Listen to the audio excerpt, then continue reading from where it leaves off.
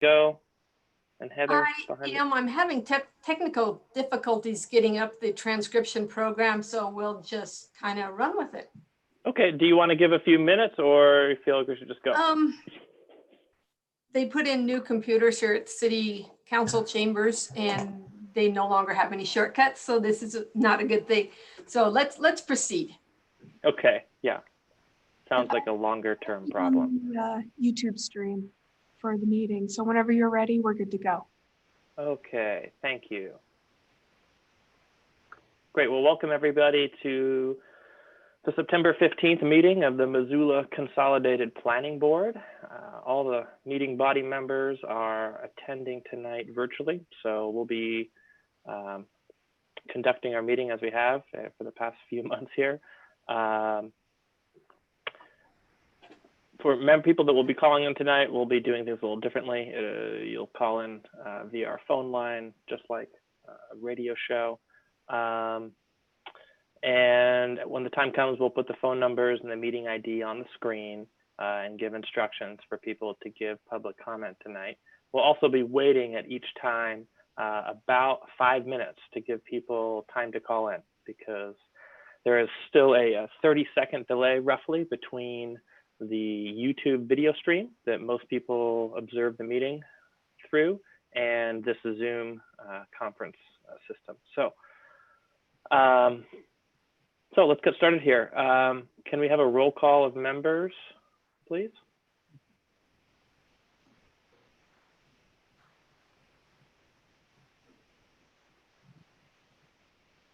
Heather, Donna, could we do a roll call of members to determine? I'm sorry. Present? Vince Caristo. Here. Vince Caristo's present. Neva Hassanen. Present. Neva Hassanen's present. Caroline Lauer. Caroline Lauer is absent. Shane Morrissey. Shane Morrissey is absent. Josh Schrader. Here. Josh Schrader is present. Andy Mefford. Andy Mefford's absent. Peter Benson. Here. Peter Benson is present. Sean McCoy. Sean McCoy is absent. Stephanie Potts is absent. Dave Loomis. Here. Dave Loomis is present. Mr. Chair, I have 4 members and 1 alternate present. Would you like to appoint the alternate as a regular voting member tonight? Yes, please. Thank you very much. Okay, very good. Next up is approval of the minutes from our previous meeting on September 1st. Does anyone have any comments or revisions on the minutes or like to make a motion to approve the minutes?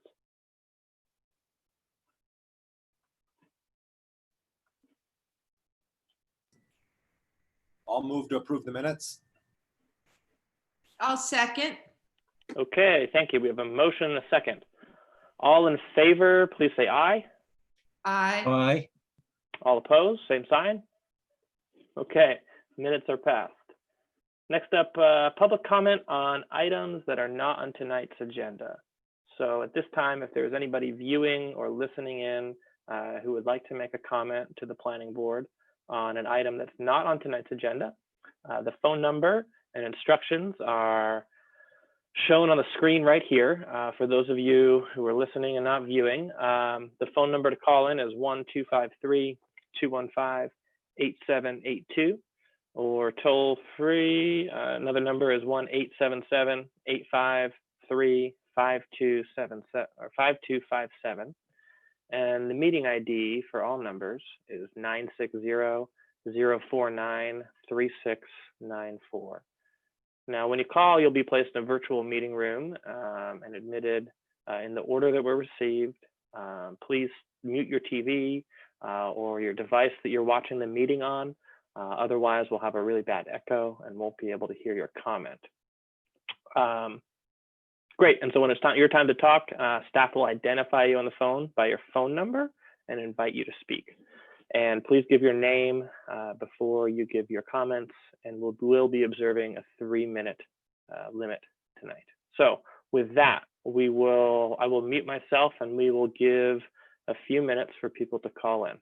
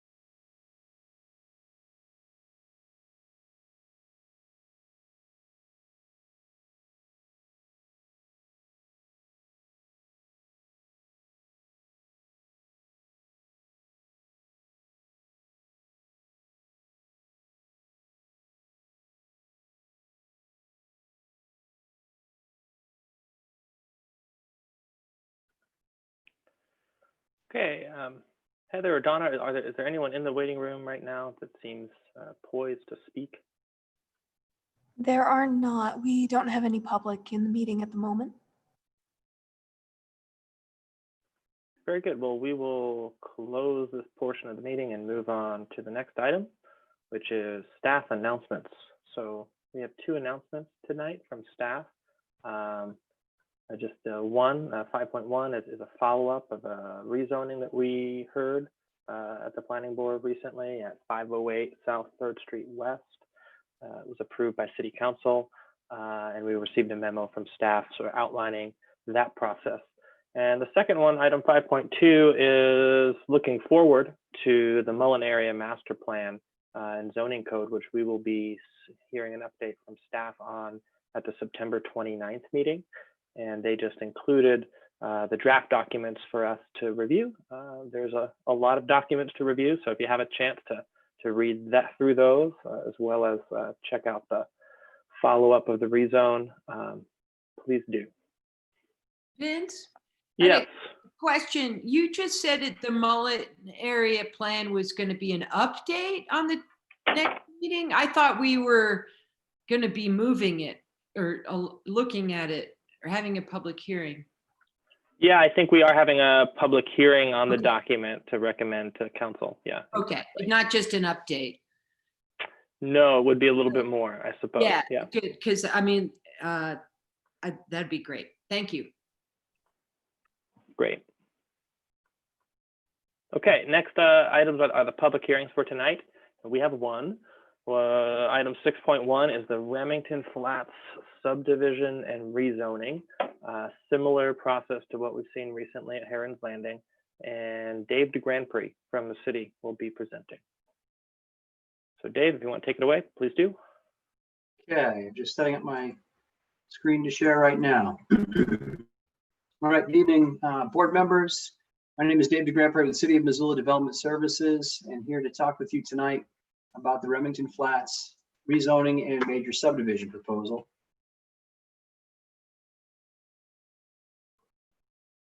You can see my screen, right? Great.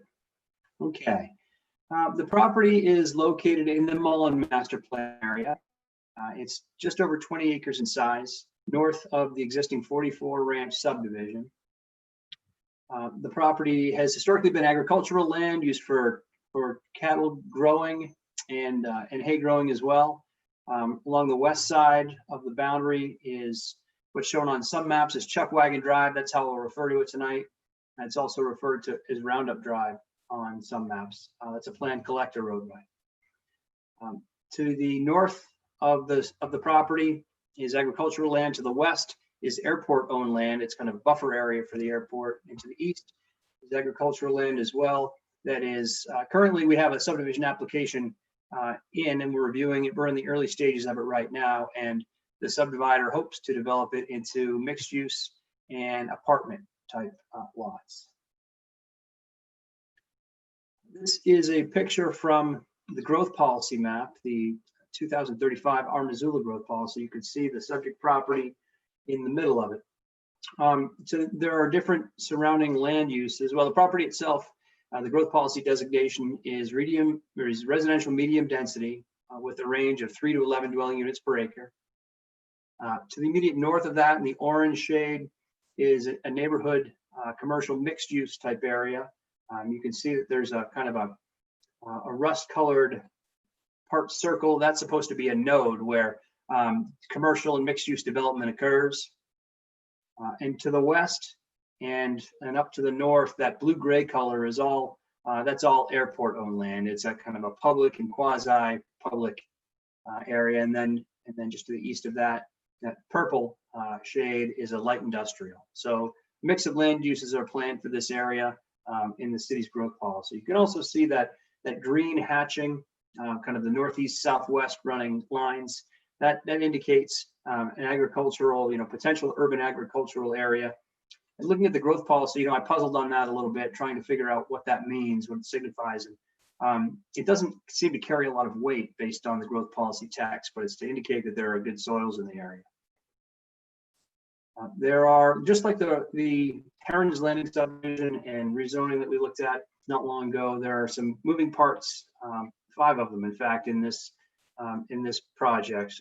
So the review process is a little bit complex and overlaps a little bit. Number 1, annexation and initial zoning. Just last night, the City Council adopted a resolution of intent to annex the property and to zone it RT 5.4. Currently, it's county property. The zoning, it's CRR1.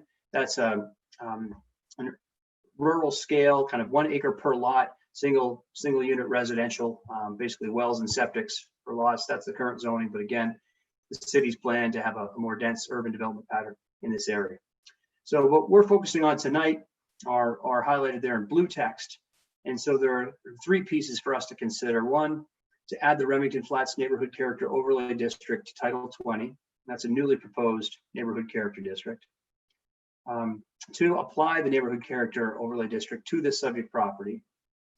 Number 3, to review the Remington Flats phase subdivision and hopefully make a recommendation. And then ultimately what will happen over time, if this subdivision is approved, is that phases will be platted independently. They'll come in over a period of years. And I'll talk about that here in just a minute. But let's start with the zoning proposal. So the Remington Flats Neighborhood Character Overlay District is, neighborhood character overlay districts are permitted in Title 20. They're set up, they're overlain or placed on top of the baseline zoning. As I mentioned, the baseline zoning would be RT 5.4. That's a residential zoning district that allows for single unit households, your typical traditional single family households, 2-unit households that are attached. They could be condominiums or townhouses. They could be just 2-unit homes. And in this district or a neighborhood character overlay district is set up to either establish or preserve a development pattern. Maybe either to create a neighborhood or to preserve the characteristics of a neighborhood that's special or unique. Where the standards between the neighborhood character overlay district and the baseline district conflict, the new overlay applies. And again, this is not a new animal. Missoula has several of these neighborhood character overlay districts already. The neighborhood character overlay district that's proposed for Remington Flats, it is really intended to promote a slightly more diverse and dense development pattern than would be allowed under RT 5.4.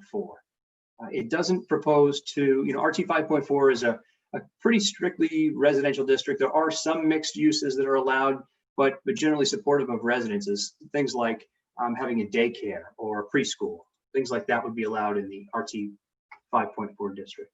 In this case, no land uses are proposed to change. It's really to set up a development pattern with some smaller lots. The lots in the subdivision range from just under 2,000 square feet to almost 5,200 square feet. So it's a fairly dense development pattern.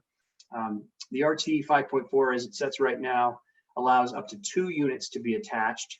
And this neighborhood character overlay district would allow up to 3 units to be attached. So it's not creating or doesn't intend to create a wildly distinct development pattern, but to allow a slightly more urban scale, slightly smaller lots, some smaller front setbacks, and some smaller side setbacks.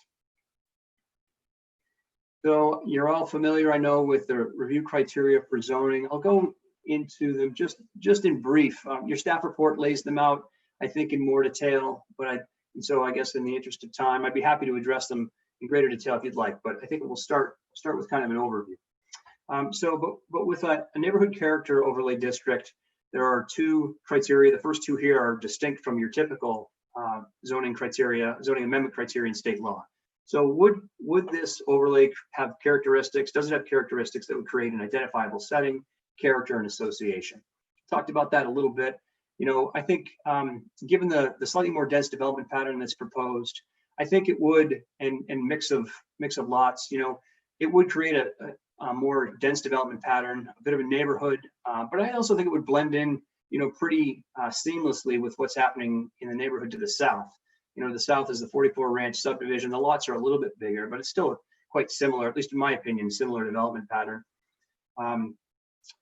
So I guess I would answer in the affirmative to number 1. Is it at least 5 acres in size? Yes, the parcel is 20 acres in size.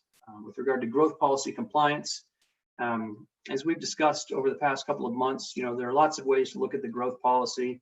I look first and foremost at the future land use map, which I showed you earlier. It recommends a residential development density of 3 to 11 units per acre. This project would have a development density of 7.6 units per acre, so it fits squarely within that future land use map recommendation. The growth policy talks about a lot of other things, as you're well aware, developing different types of homes for different segments of the community, providing urban growth on city services that can be serviced by major transportation corridors, as opposed to sprawling out into new lands. Obviously this is a greenfield development, but it's also on the west side.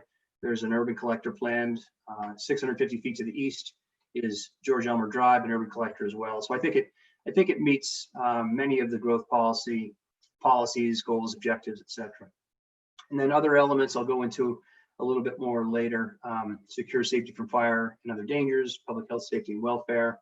These are your typical historic criteria for zoning amendments. Again, they're laid out described in your staff report. I think ultimately my answer to you, or my recommendation to you, is yes. This overlay district does comply with the zoning review criteria as described in the staff report.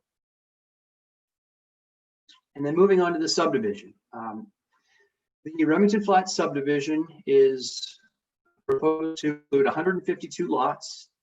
The lots, again, are of varying size, ranging from its 1,968 square feet to 5,161 square feet. You can see there's a grid pattern of roads.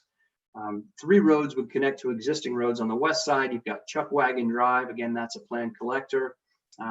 It's only built, actually it's not built up to about 1,000 feet south of the subdivision. So the subdivider would be responsible for making a connection there. And we'll talk about that in more detail here in just a few minutes. But the subdivision would also connect Tenderfoot Way, which is right in the center, to an existing city street. It would also connect Riata Road to an existing street. So these are the north-south roads. And then the main east-west roads, Winchester Drive along the north and Remington Drive along the south, those are planned to connect to the east to adjoining development.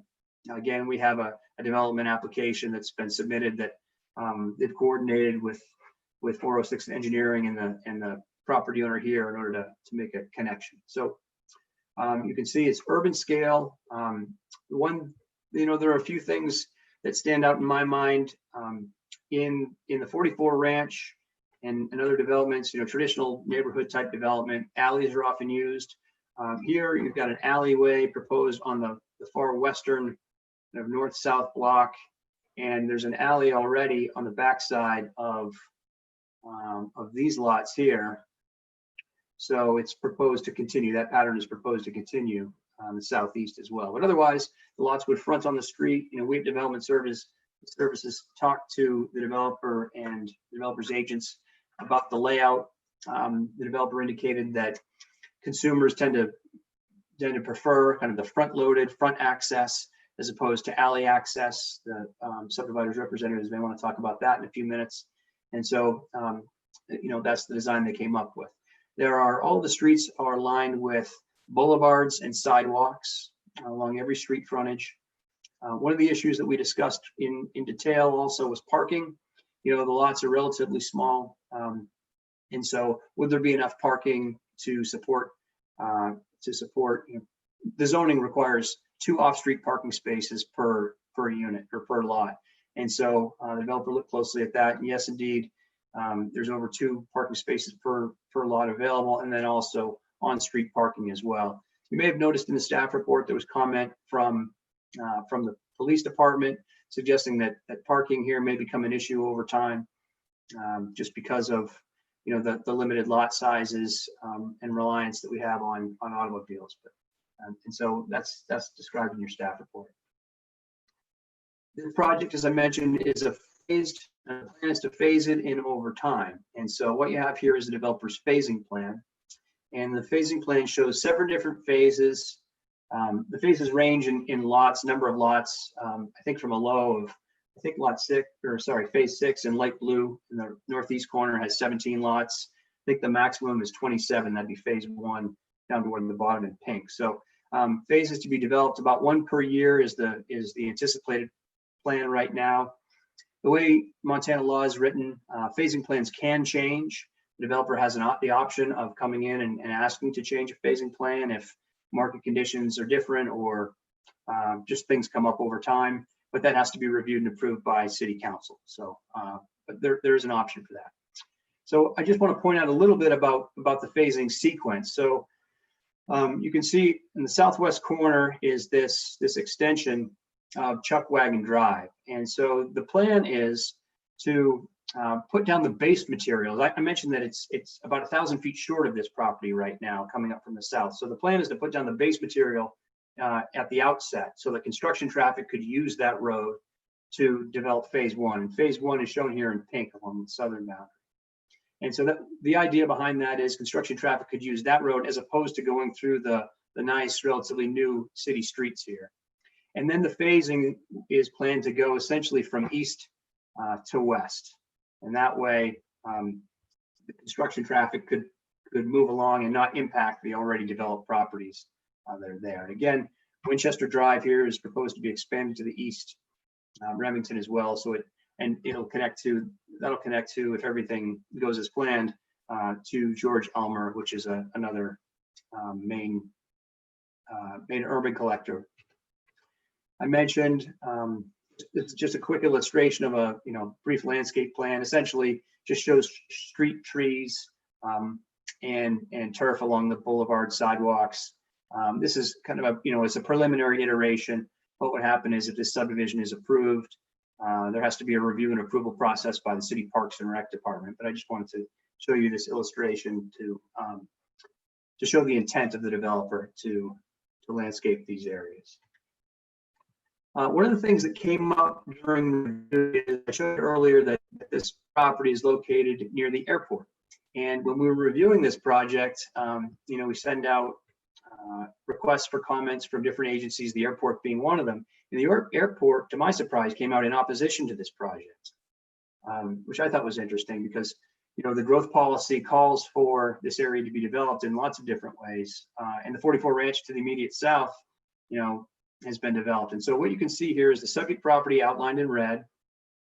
And in gray, I hope you can see that, it's a proposed, there's a proposed second runway up here in the northwestern portion of this slide. And then there'd be an expanded departure and arrival area. And it would essentially go over the subject property, just like it goes over 44 Ranch to the south. And so, in talking with the airport, what I've gotten from them is they really can't, because they're funded in part by FAA, the Federal Aviation Administration. They need to essentially oppose in writing something like this in order to maintain their funding. It's just part of the package, it sounds like. And so they recognize, but I scratched my head a little bit because of the growth policy designations for this, because of the Mullen Area Master Plan and all the work that's gone into that.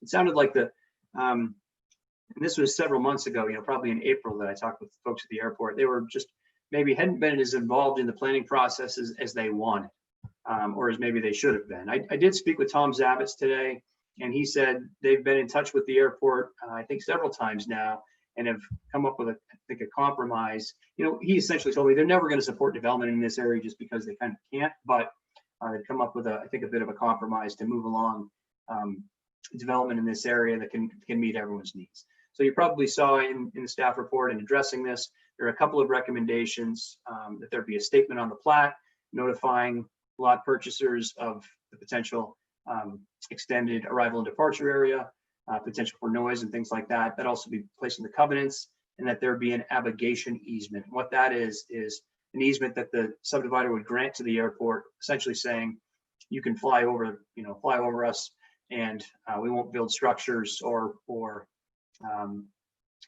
conduct operations, land use practices that would produce electrical interference, things like that. So it's a way to let people know that there may be potential conflict as much as anything else.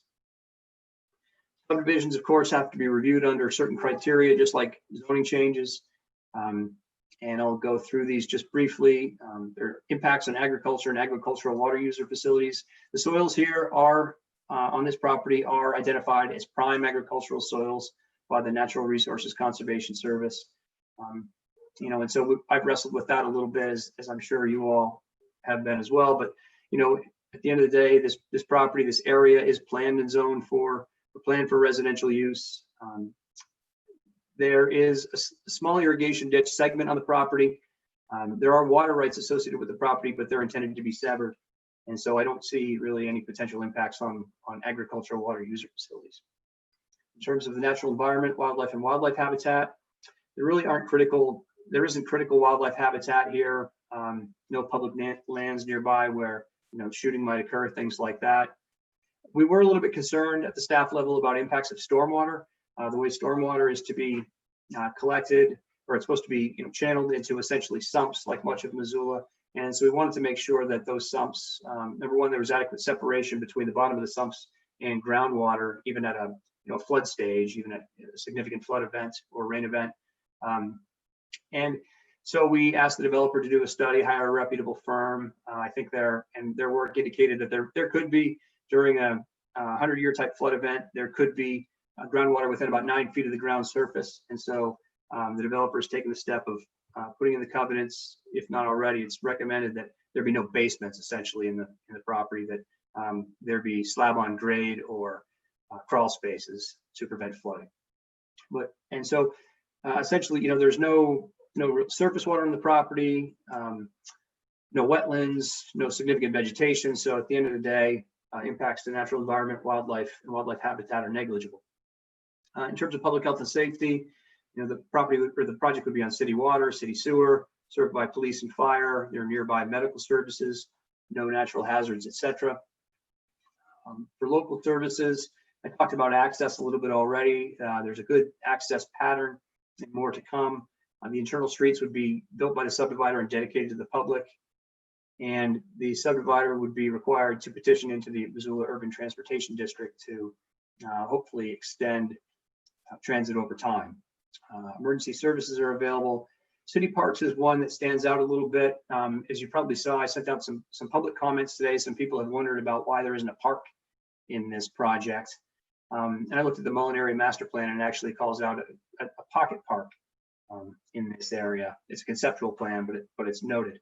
And so the way this came about, in discussions with City Parks and Rec and the developer, Parks and Rec indicated that the 44 Ranch immediately to the south has a neighborhood park that's of suitable size and quality to serve this property, and that cash in lieu of parkland would be more appropriate because that land could be used to help develop facilities and maintain that park. So it could provide for this area. And then finally with schools, a lot of people on this project, on Heron's Landing, on the 2920 Expo Parkway project that you reviewed a while back, have been very concerned about Hellgate Elementary and some of the other schools in the area. The superintendent for Hellgate Elementary has essentially sent out a letter stating that they can accommodate additional growth, a certain amount of additional growth. Obviously, they would have to evaluate things over time, as homes are built, as students come and things like that. Certainly there may need to be expansions, but I guess at this point, they seem to feel comfortable that these projects won't significantly impact their ability to serve students. There are 4 variances that are requested in this. The first 2 are for block length, and at the southwest corner of the property is a block with the lots identified as lots 1 through 9. That block is 540 feet long from east to west, and the subdivision regulations have a maximum block length of 480 feet. The reason that this, in my opinion, makes sense, I've recommended approval, is because the roads essentially match up the roads that are already there. So it's continuing a grid pattern. It's a good, efficient pattern. To have a shorter block length here really wouldn't make a lot of sense, in my opinion. And the same thing is true for the block with lots 122 through 125 in the northwest corner of the subdivision. That's also 540 feet wide as opposed to the maximum allowed of 480. They have broken it up a little bit. You can see this little orange bar.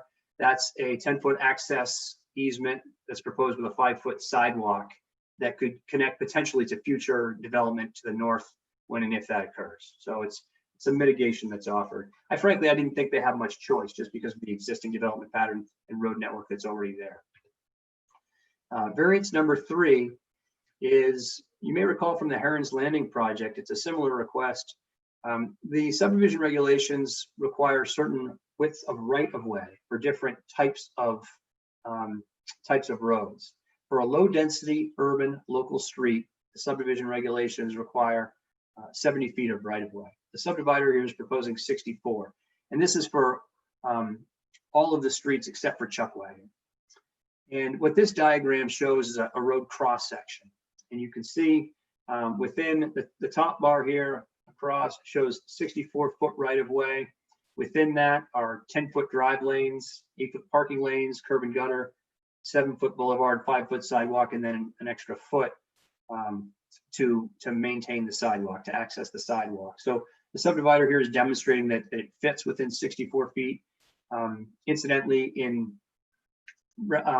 Heron's Landing, a 60-foot right-of-way is proposed. Here they decided to go a little bit wider just to allow for more snow storage, to make sure you could park in the wintertime on the streets, particularly with smaller lots where parking might be an issue. They just wanted to make sure that they had a little bit wider area to accommodate that. So, so staff, myself, I'd recommend approval of this variance as well, because I think it works. I think it's functional, and the engineering department for development services expressed no concern.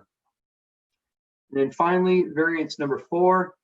This is an interesting one. So here on the western side, Roundup Drive is an 80-foot wide dedicated right-of-way, and it extends from essentially what is the southwest corner of the property. This here is the southwest corner of the subject property.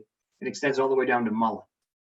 And this is actually off-site, but George Elmer Drive is also the northwest or north-south collector. That's also platted incidentally as an 80-foot right-of-way. And so what happens though on the property is it's 80 feet wide, platted, dedicated right-of-way to the city of Missoula until it hits the property. Then it's only a 40-foot strip along the property boundary. You may recall from one of the earlier slides, I noted that it's airport-owned land over to the west. And so that's where the additional 40-foot right-of-way would come from, hopefully at some point in the future. Negotiations have started between the city and airport. They haven't come to fruition yet. So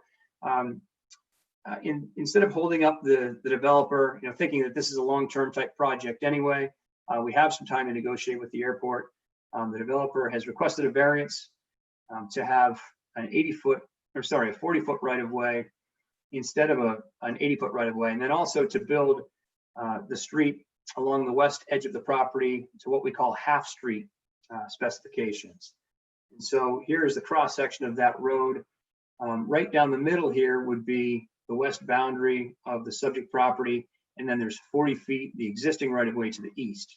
So the proposal is to have a 2.5-foot shoulder on the west, 2 10-foot drive lanes, curb and gutter, boulevard, sidewalk, and then a little bit extra room. And then eventually this other 40 feet could be completed and built out, and then Chuckwagon could be built to full urban collector with parking standards.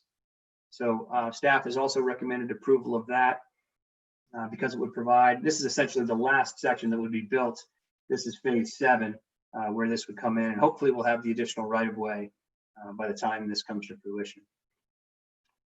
So there are several conditions of approval recommended by staff. I mentioned half-street improvements for Chuckwagon, other streets built to city standards.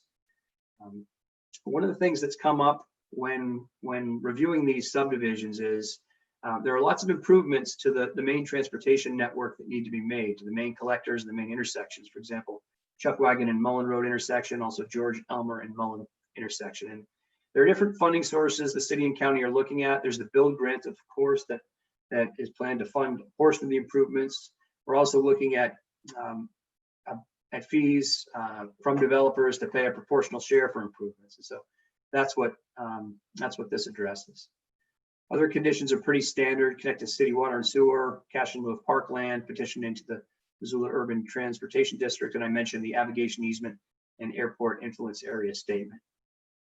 So then ultimately, what staff is recommending is, again, approval of the ordinance to establish the neighborhood character overlay district and to rezone this property with the neighborhood character overlay district.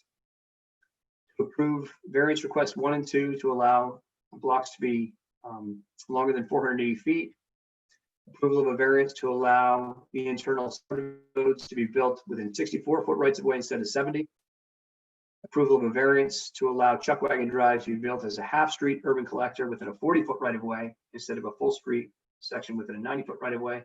And then finally, preliminary approval of the Remington Flats phase subdivision plat and application based on the findings of fact and subject to the recommended conditions of approval in the staff report.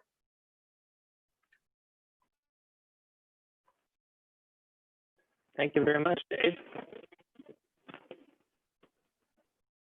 Do we have a presentation from the developer or the owner, or would they like to make any comments at this time?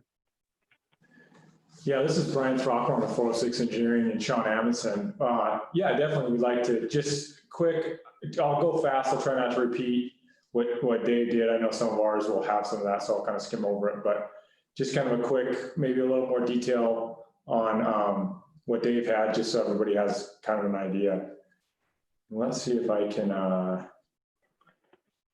share our screen here.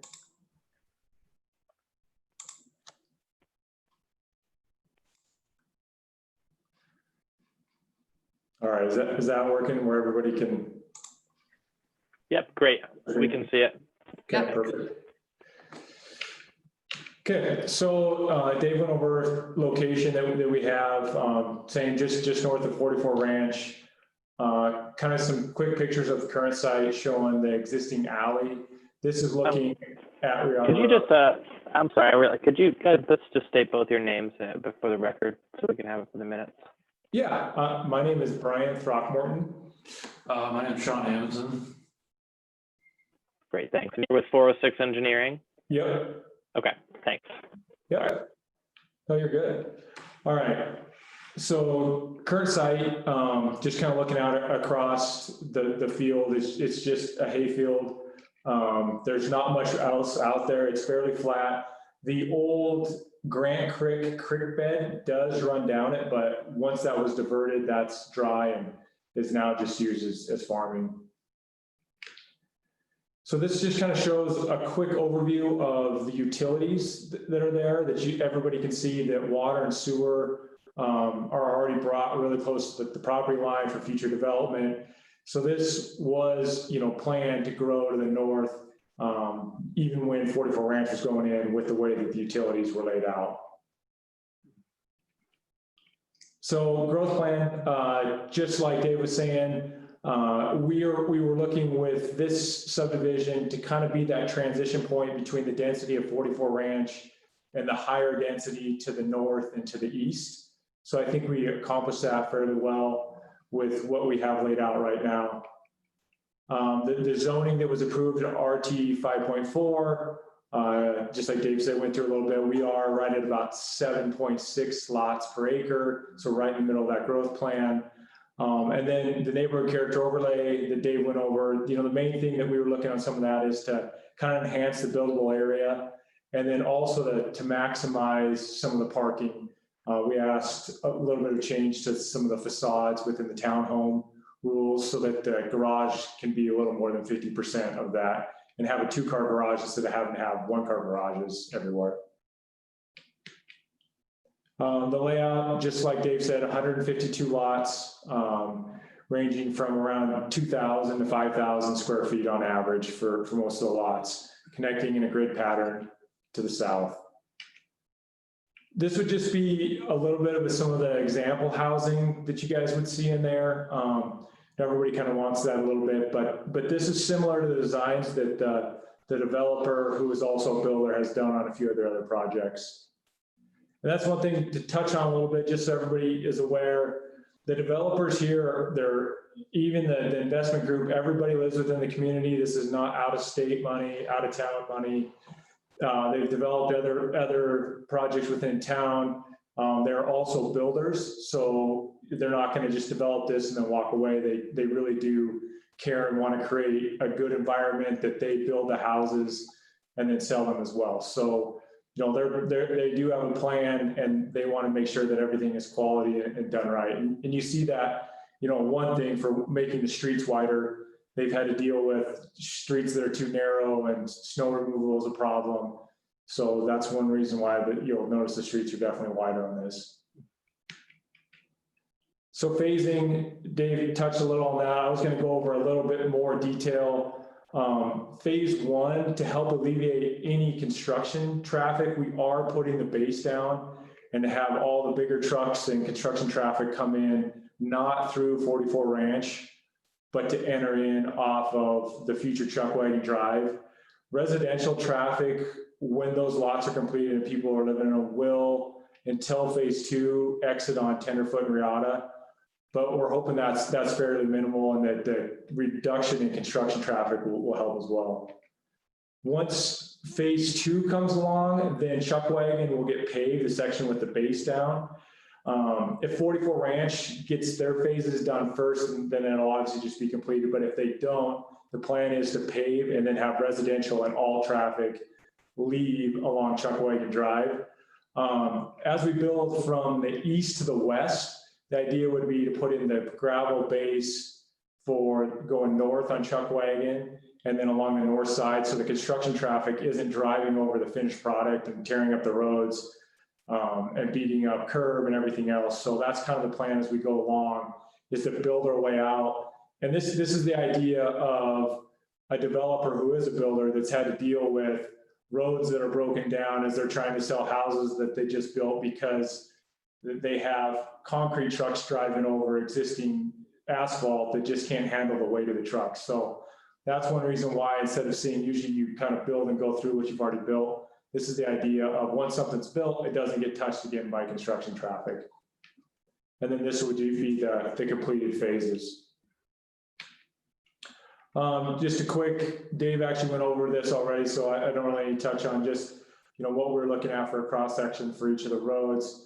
And then he went into detail as well on the Chuckwagon Drive half road and what that is and why we need to have that 40 feet. And then hopefully that is, if I go back up, you can see phase 7 is most of Chuckwagon Drive.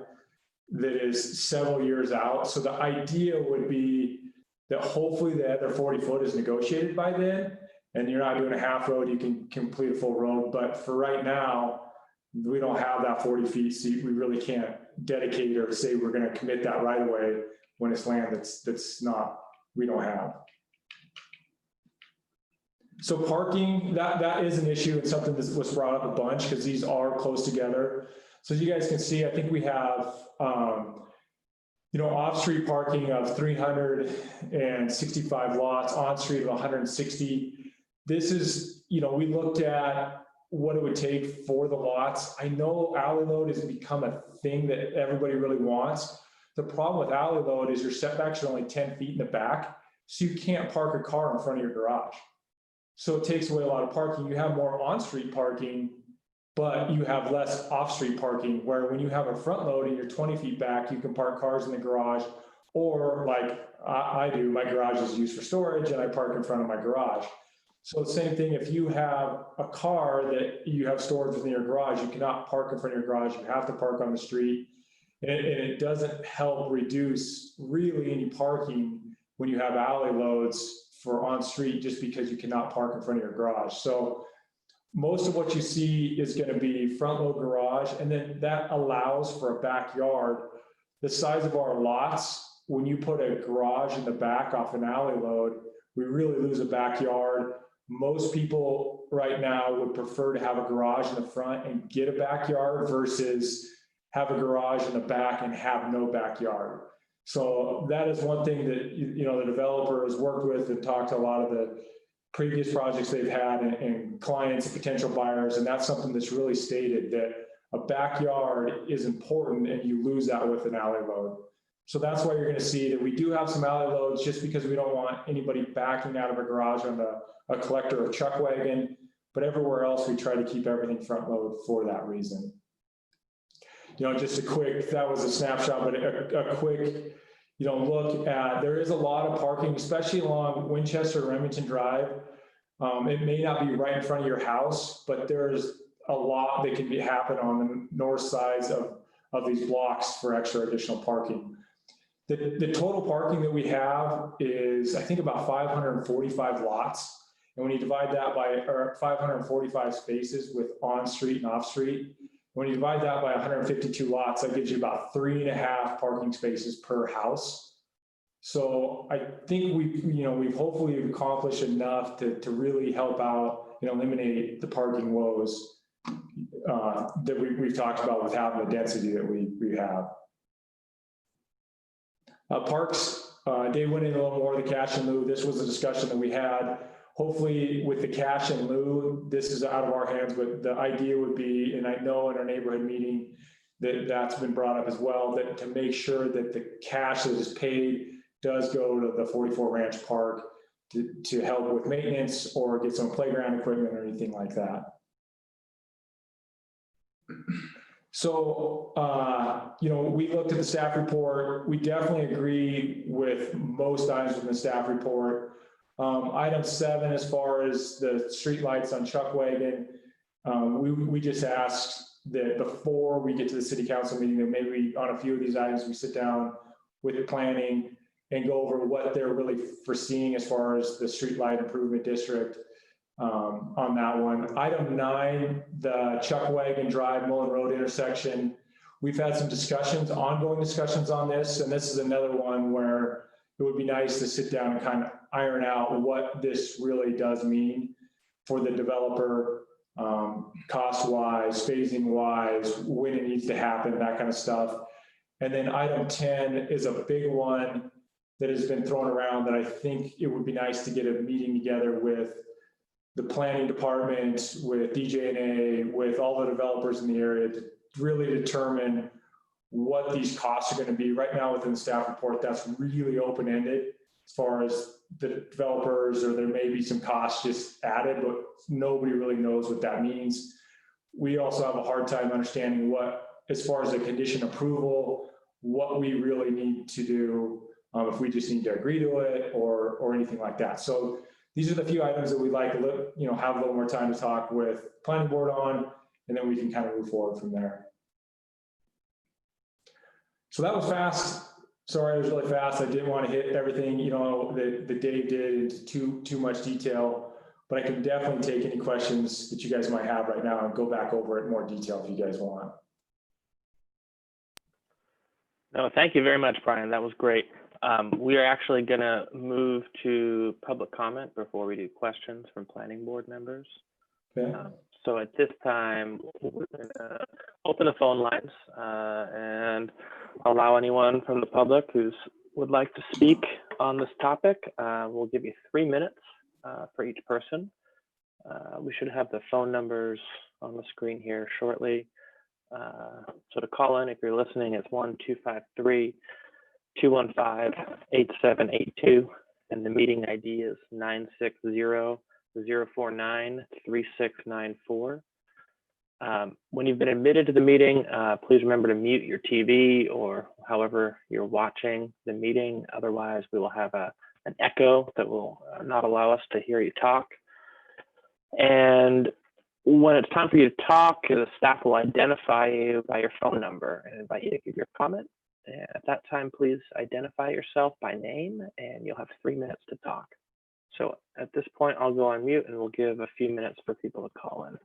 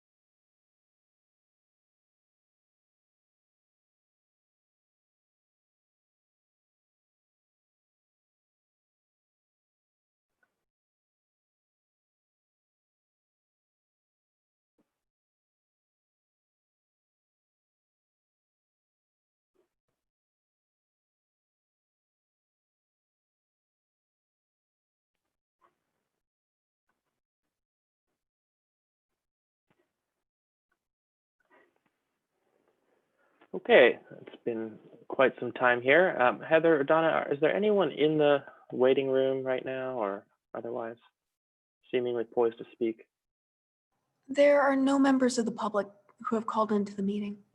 Okay, very good. Then we will close the public hearing and move on to questions from planning board members, of staff, or of 406 engineering here. So at that, we'll open the floor. If anyone has questions, please raise your hand. Peter, you're up. Unmute. Okay, I had a couple of questions. One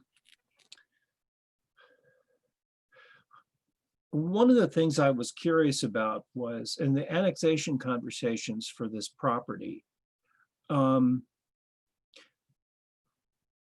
Why didn't we find a zoning that was going to suit this better than the one that was chosen? Or was that choice for the zoning the city is choosing in the annexation part of the Mullen Road master plan?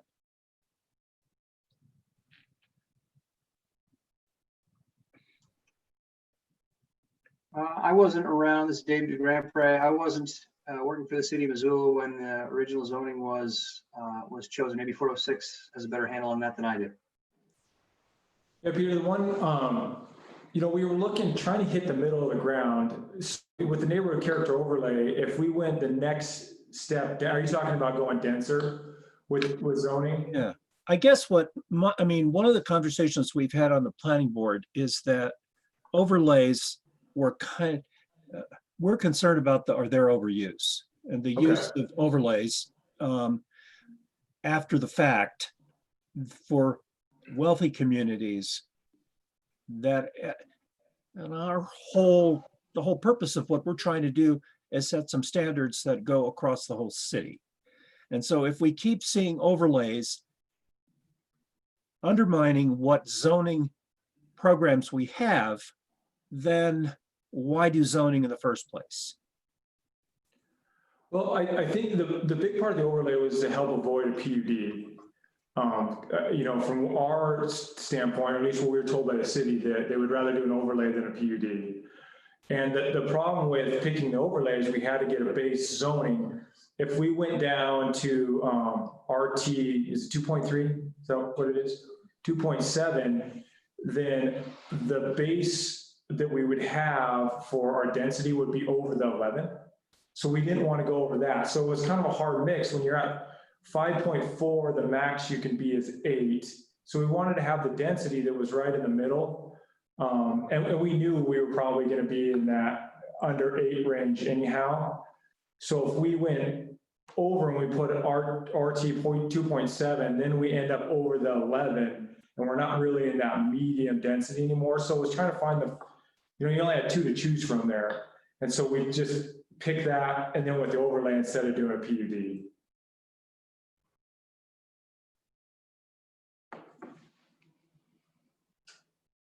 Okay, Dave Loomis.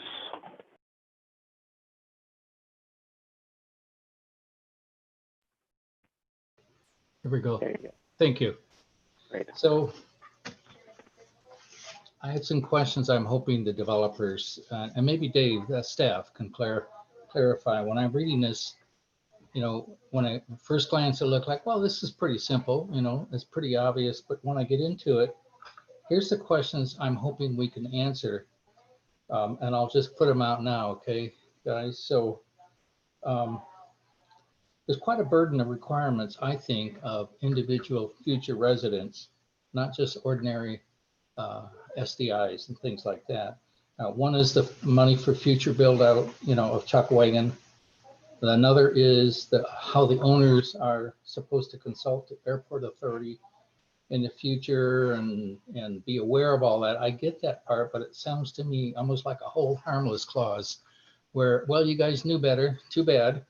So I'm not sure this is, so I have some doubts about how that works. A third item is high groundwater was already mentioned and may impact basements. So why don't I don't know why the planning board couldn't, and I'd like to at least pass along to the city council that there ought to be either no basements, or you must prove a certain depth of groundwater before you can have a basement, because this groundwater out here is pretty high. And we've already had experience in this general area with high groundwater in previous years, many years ago. And I don't think we want to go through that again. And even though, Dave, you didn't mention it in your staff report, and I appreciate that, but there's no condition saying, okay, this is what we're going to do about it.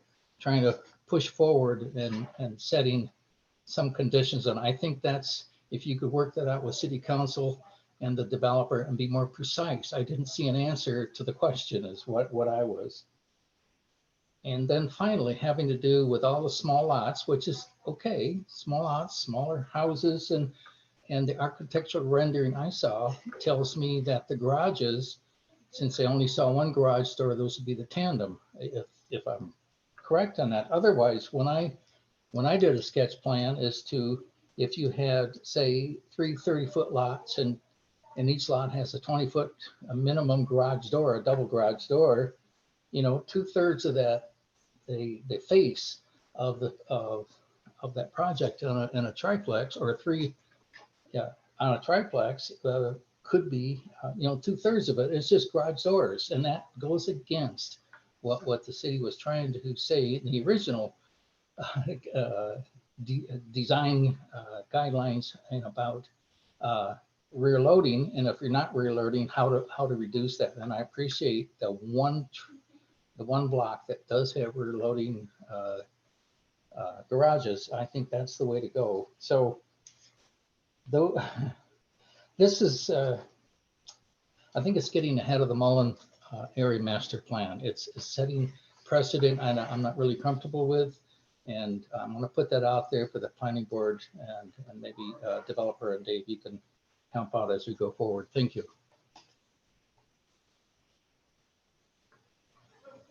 Well, I can, the groundwater one is pretty easy. So within the covenants for the subdivision, we'll have no basements are allowed. So the city was very concerned. There was, I mean, a super extensive groundwater study, groundwater models for the whole area.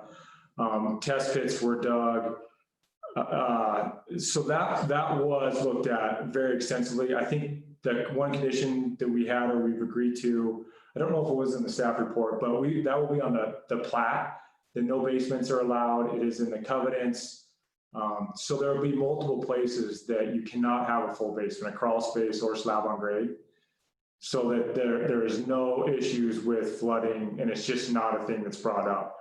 You know, we could have tried to chunk it up, but it just didn't seem worth it. As far as when you go to the furthest east, we probably could have had some basements, but to be safe and to keep everything consistent, we just went with no basements covenants and tried to make that pretty explicit within the documents that each homeowner will get. And like I said, you know, the builders will know that as well. So the facade part, I do agree with you some, but, you know, like we've talked, you know, when you ask somebody when they want to buy a house, do you want a garage in the front that isn't quite as perfect, and then a backyard, or do you want to come in from the alley and not have a backyard? Most people want a backyard. And so, you know, these guys are in the business of developing, building houses and then selling them. And if that's what most people want, that's the market that they're trying to hit. And I know it doesn't look as good, but that's one thing that everybody needs to keep in mind, that these guys are wanting to sell to people, and the majority of people would prefer a backyard, and then the garage in the front doesn't look as good, but they at least get their backyard. And with having the front load garages, we still keep the amount of off-street parking, because you can park in front of your garage, where if it's in the alley load, they're only 10 feet setbacks and you can't park in front of them. So that is, and I get, you know, we tried to shift, but that's the idea behind it. So we did start with a lot more alley loads in our original design. And then as everybody, they're trying to sell these things into the future. That's where we got to, was it just the alley loads weren't selling like the front loads with the backyard. And then you have to remind me, I can't, the first part that you talked about, I got sidetracked talking and didn't do as good a job on the first part, probably.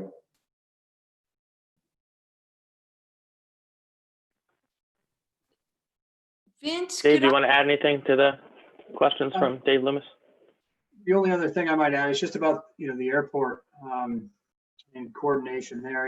I think what we're hoping to do is just, there are two pieces. One is just informing the consumer of the potential, potential conflict, people flying over, airplanes flying over and that sort of thing. Also potential safety issues, and also to protect the airport from threat of lawsuit and things like that, as well as to protect the city from threat of lawsuit. So it's an imperfect solution, no doubt about it. But it's been done in previous subdivisions. We're not inventing the wheel here. This is exactly what happened in 44 Ranch, the R&B subdivision, that sort of thing. I'm not telling you it's a great solution, but this is the area that's planned for growth. This is the area that Missoula has where growth is being encouraged. And so there are going to be, everywhere we look, there are going to be constraints, every piece of property. As many people have said, the easy ones have been developed already. So we're trying to do the best we can to figure out how to make it work.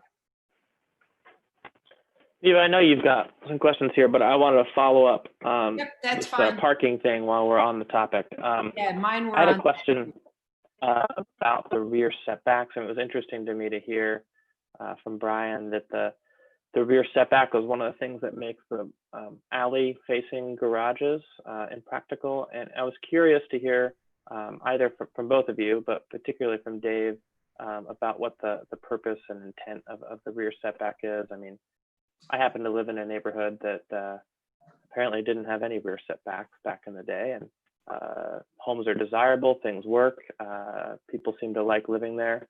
So I'm curious about what, I know there is a purpose, and I'm sure it serves something. So if you could answer that, Dave. Yeah, so I think so if I know the zoning, and I don't know it super well, I'm still trying to learn it, but if I understand it right, when there's an attached garage, it has to be set back at least 20 feet from the rear property line. No, that's wrong. It has to be set back at least 6 feet from the rear property line. And the idea is that backing out into the alley is typically a 20-foot wide space. And so a 26-foot wide area is enough to back around many vehicles. Now, it doesn't accommodate every vehicle. Some vehicles, larger pickup trucks with I guess wider turning radiuses can't back around perfectly without going back and forth a couple of times. But the idea is to provide some space so that there can be parking in the garage itself with enough room to back out into the alley and get out, hopefully in one maneuver. Okay. Yeah, I don't think the garages in my neighborhood are often used to actually store cars. It's probably because of those space constraints. Related to this as well, I tend to agree with Dave. I mean, there's something very auto-oriented and, and from a design perspective, a little obnoxious about having such a huge proportion of the street frontage taken up by a garage.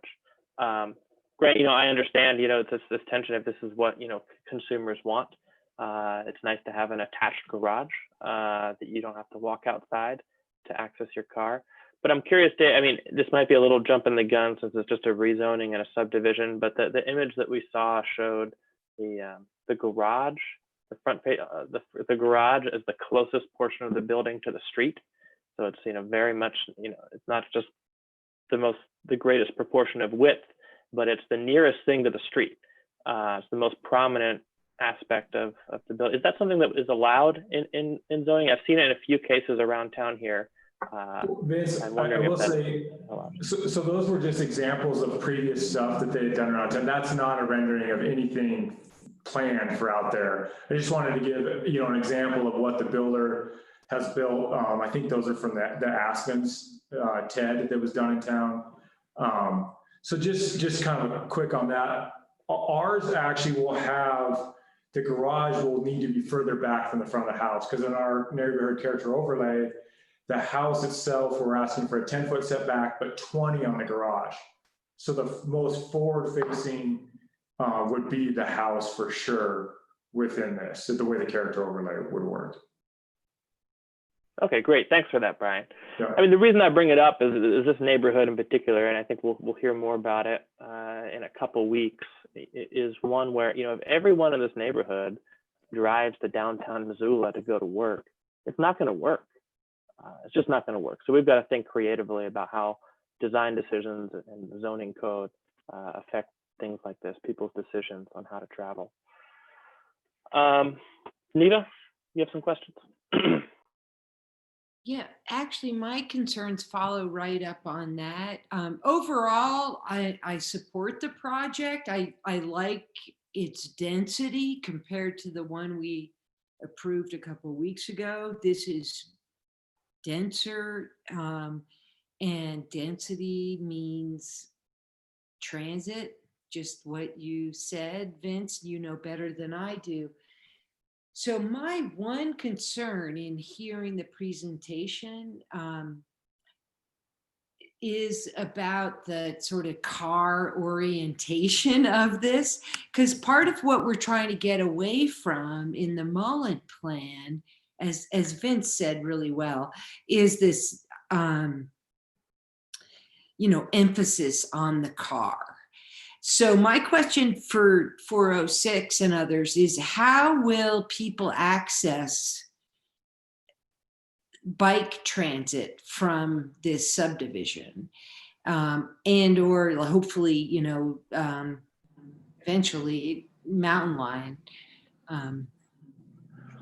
Well, I think, this kind of puts the onus back on the city a little bit, but right now, nobody really wants to drive their bike down Mullen Road. So we can have all the, there's plenty of streets and sidewalks and boulevards for kids to get to the parks and commute within, but until there's a very thorough plan similar to, the bike trail that goes clear down to Hamilton, where you could have people commute, right now, it doesn't do a lot of good to plan for biking, because nobody's going to drive down Mullen Road on a bike. Brian, I totally agree with you. I would not be caught dead doing that personally, but one of the challenges we're facing as a planning board is that your subdivision proposal and the one that we recently saw, are coming in before the Mullen plan is approved, and hopefully that plan and the associated zoning will reflect a different approach to transit ultimately. And so my question for you, let me just ask it that, because we can't hold you to the Mullen plan because you're coming before that, that's fine. But how do you see this project meshing in with the larger plan? Well, to me, the big thing is it's the transition point. So I guess this is more density, but to go back to the bike stuff, like Chuckwagon will have a bike lane on both sides. It has a 10-foot boulevard with right now a 5-foot sidewalk. But in the future, as Chuckwagon grows, you have plenty of room with the 10-foot boulevard if that sidewalk needs to become a bike path, anything like that. So, and hopefully that will go all the way down to Mullen Road to where that could be a community. But once you're on Mullen Road to get into town on a bike, that's kind of a whole connecting point. Well, the Mullen plan anticipates a trail like along the irrigation ditch. So it would be separate from Mullen particularly. Plus there is a trail along Mullen. Okay. And so, the Chuckwagon connection would be that, the boulevards and sidewalks within, it would be neighborhood more within the subdivision. But right now we don't have in particular, a straight biking path, but just because it really wasn't thought about, or I guess we didn't even know where to connect to within our subdivision. So I see. And to go with how it fits, the real idea with us is to be that transition point to the north and east. You're looking at multi-story apartment buildings, and we're trying to be that transition point between higher density residential apartment buildings and a 44 ranch that's a larger lot size. So that's that transition zone is what I see the community of Remington Flats becoming. I definitely appreciate that and noted that in reviewing the proposal. I have just a couple other questions. How far is this from the creek as it currently flows, say from the center of the creek? And are we concerned at all about, like, ideally in an ideal world, we'll restore Grant Creek and have it, as part of the Mullen Plan. It will, that'll be like a neighborhood park that will be adjacent to your subdivision. So, and then just, I guess my other related question, and I'll stop here, is could you talk more about the fact that an arm of the creek used to run through this property, and what do the hydrologists say about that? So Sean, did you look how far? Thanks, Sean. Look, I'll talk on the old Grant Creek. So I think what was it back in the 60s, they diverted, Grant Creek around to and it's completely different. So it really did, when we did the groundwater study and the groundwater models, since the water has changed for such a long period of time, the way that the groundwater, it's not following the old Grant Creek Trail. It's not like there's an underground river or anything that we looked at. With all the wells, the test pits, everything that was dug, it's really more of a topography depression left anymore. And I mean, it's hayfield. It really, because the water is so diverted so far upstream of where this is, that it really isn't running down. There's nothing underground or anything like that to worry about. Again, we did go with the no basements, but Grant Creek is quite a ways away. Half mile. About a half a mile away from the edge of our property to the creek. Sorry, just one last follow-up. So your property is the furthermost west that would be in the Mullen Plan, is that correct? It is, except for I don't know what the airport is going to have. So 44 Ranch does go quite a bit further west all the way, but that's the south. So the edge of us is then that big chunk of airport. Then I'm not sure where that's fitting into everything. I don't think anybody really knows quite yet. We did zone the airport. Actually, I voted against it because it felt like Big Brother coming in, but we did zone that land not too long ago. But anyway, thank you for your response. Yeah. Peter, do you have additional questions? Or I do. I do.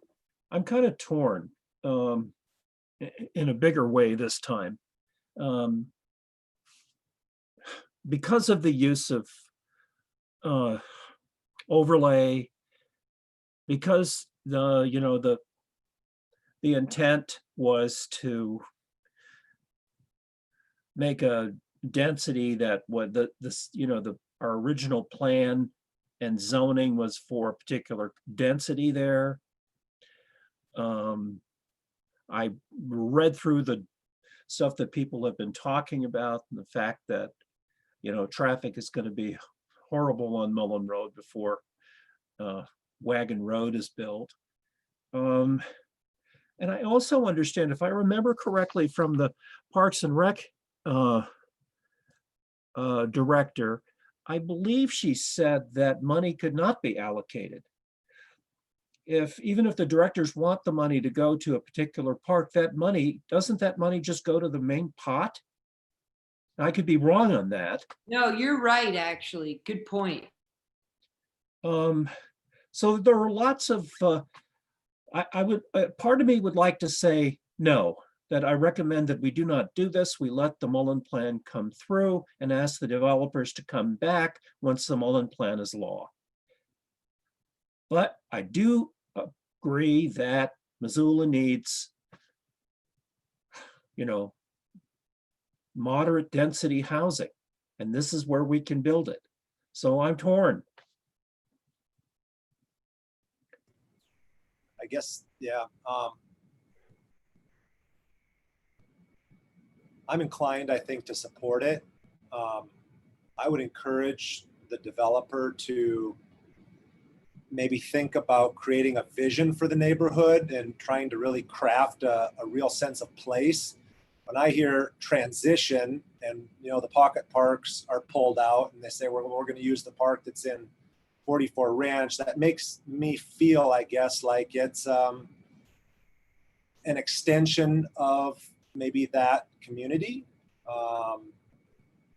And maybe that's, you know, something that's going to take place. I know this is zoning and preliminary approval of subdivision, but, you know, how much diversity of product type do you guys foresee in this location, whether it's through design? I mean, you know, you have some alley access garages. Maybe you could just talk about the vision that the developer has and, you know, how they plan on really crafting a sense of place here and not defining it as, you know, just kind of a transition area.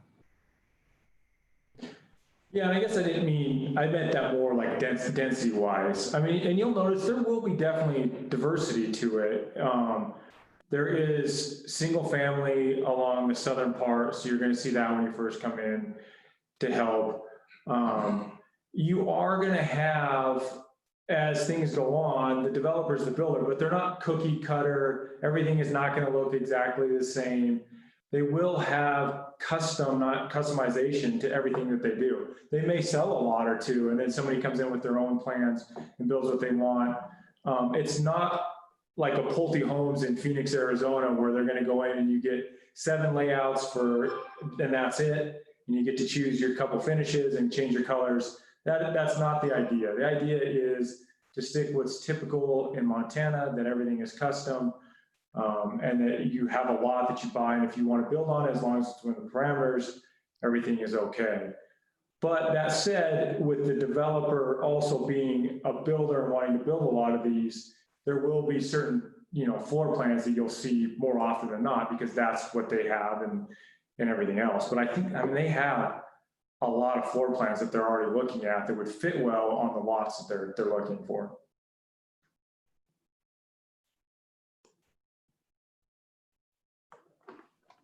Dave, I have a question. The overlay district allows 3 units to be added per parcel. Does that mean on each of the parcels we saw? But it also says that each unit has to be on 1 lot. Can you explain? Yeah, no, it only means that up to 3 units can be attached to each other, but they'd be on individual lots. So currently the RT 5.4 district only allows 2 units to be attached. Okay, even if it meets the density requirements. That's right. Okay. Okay.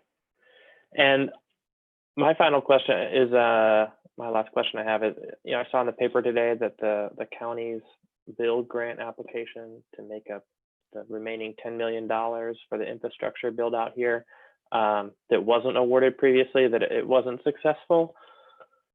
Like how much of, you know, how much of the transportation system depends on that, Dave, on those grants coming through? And what's the feeling at the staff level about that situation? Well, I haven't had many conversations. I did talk with Jeremy Keene, the Public Works Director, Dale Bickle, the Chief Administrative Officer, just briefly about this. Obviously, there's disappointment. And I think we don't know yet, honestly. I mean, we know that the improvements as they're laid out in the build grant plan will cost a certain number of dollars.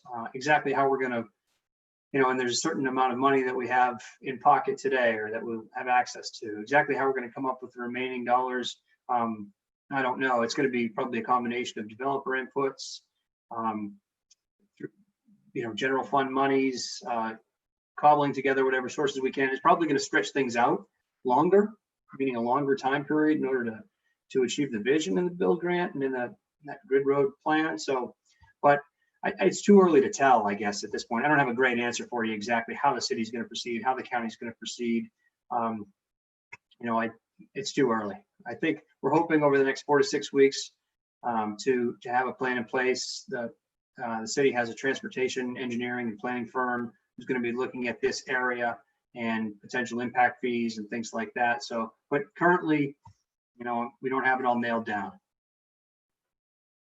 I guess that's what I was kind of getting at. I mean, it's definitely an unusual situation to have, a federally funded grant, which funds 80+% of a project to build the infrastructure for a private development before it happens.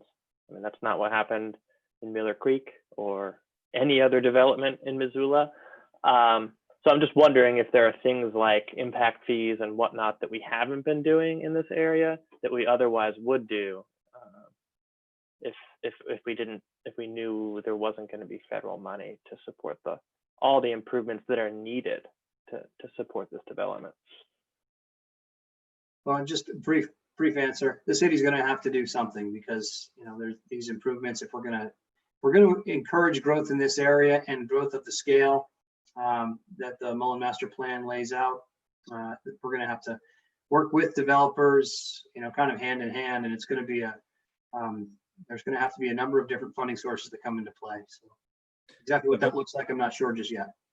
Shouldn't we be using plans that we've developed? I mean, the Mullen Master Plan to slow all this down until we do make these kind of arrangements. Well, we can't do that in this subdivision. Okay. I don't think, because we haven't approved the Mullen area plan yet.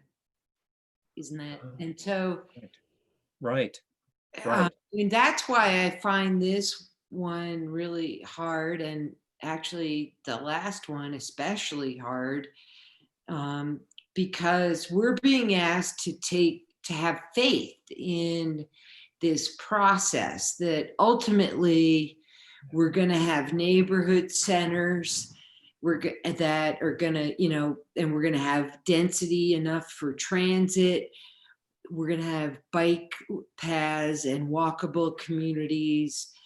And this proposal and the last proposal we saw are kind of classic subdivisions that are going to the planners are going to have to fit it all in that, Yeah. now. And I think they've been more aware of this coming than at least I was. Maybe you guys anticipated it, but I didn't.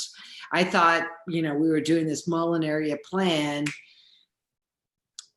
and I did not anticipate these two big subdivisions. But compared to the last one, this one I think is better because it's the density. Yeah. The density more closely matches what we need to do in the Mullen plan for the transportation. Right?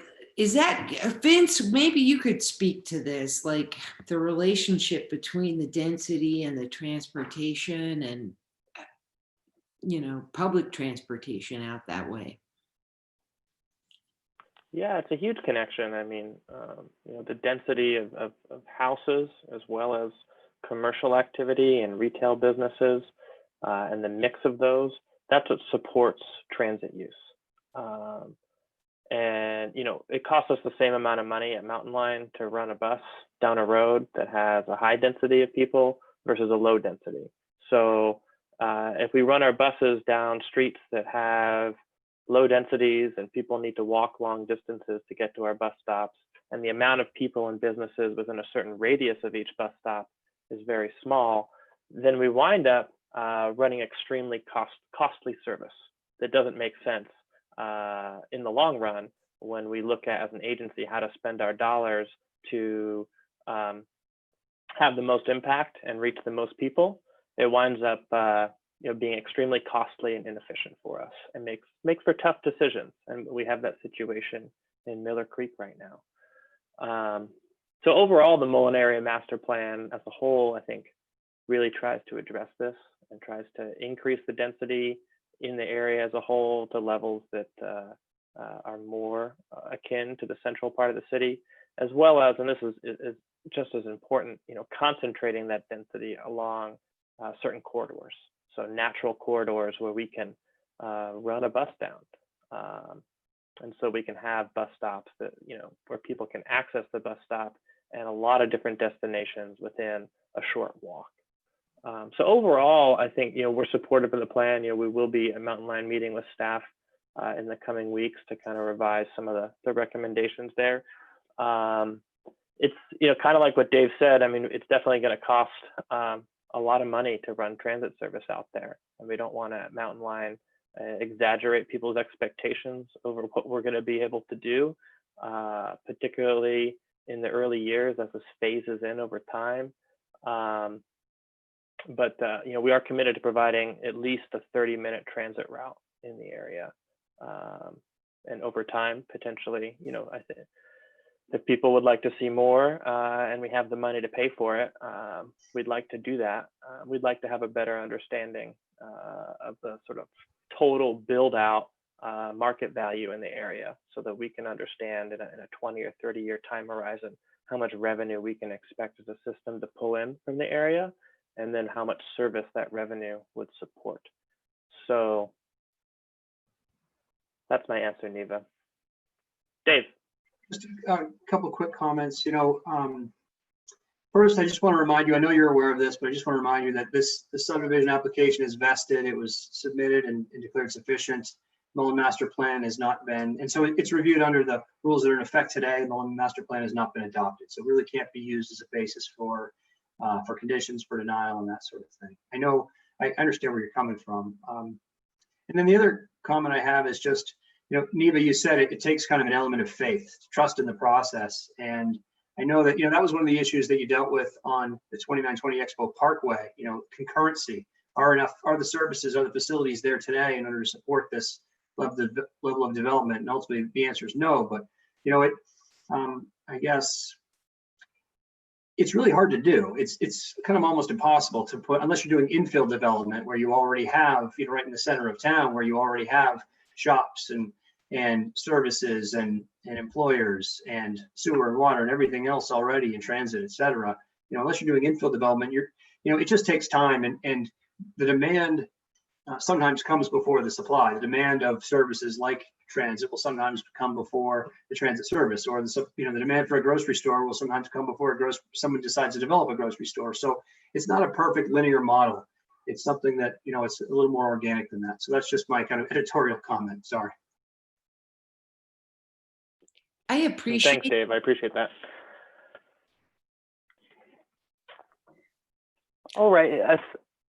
There aren't any other questions of staff. I know we've kind of been having a nice discussion here on it, but at some point I'd like to see a motion on the table for or against. We've got 5 recommended motions tonight. One, adopting the overlay district as part of the zoning code, and then rezoning the area under consideration to that overlay district, and then the 3 variances, and then the preliminary approval of the subdivision. So would anyone be willing to make a motion which includes reciting the full text of the motions? Staff, could we get the motions on the screen here, if that's possible?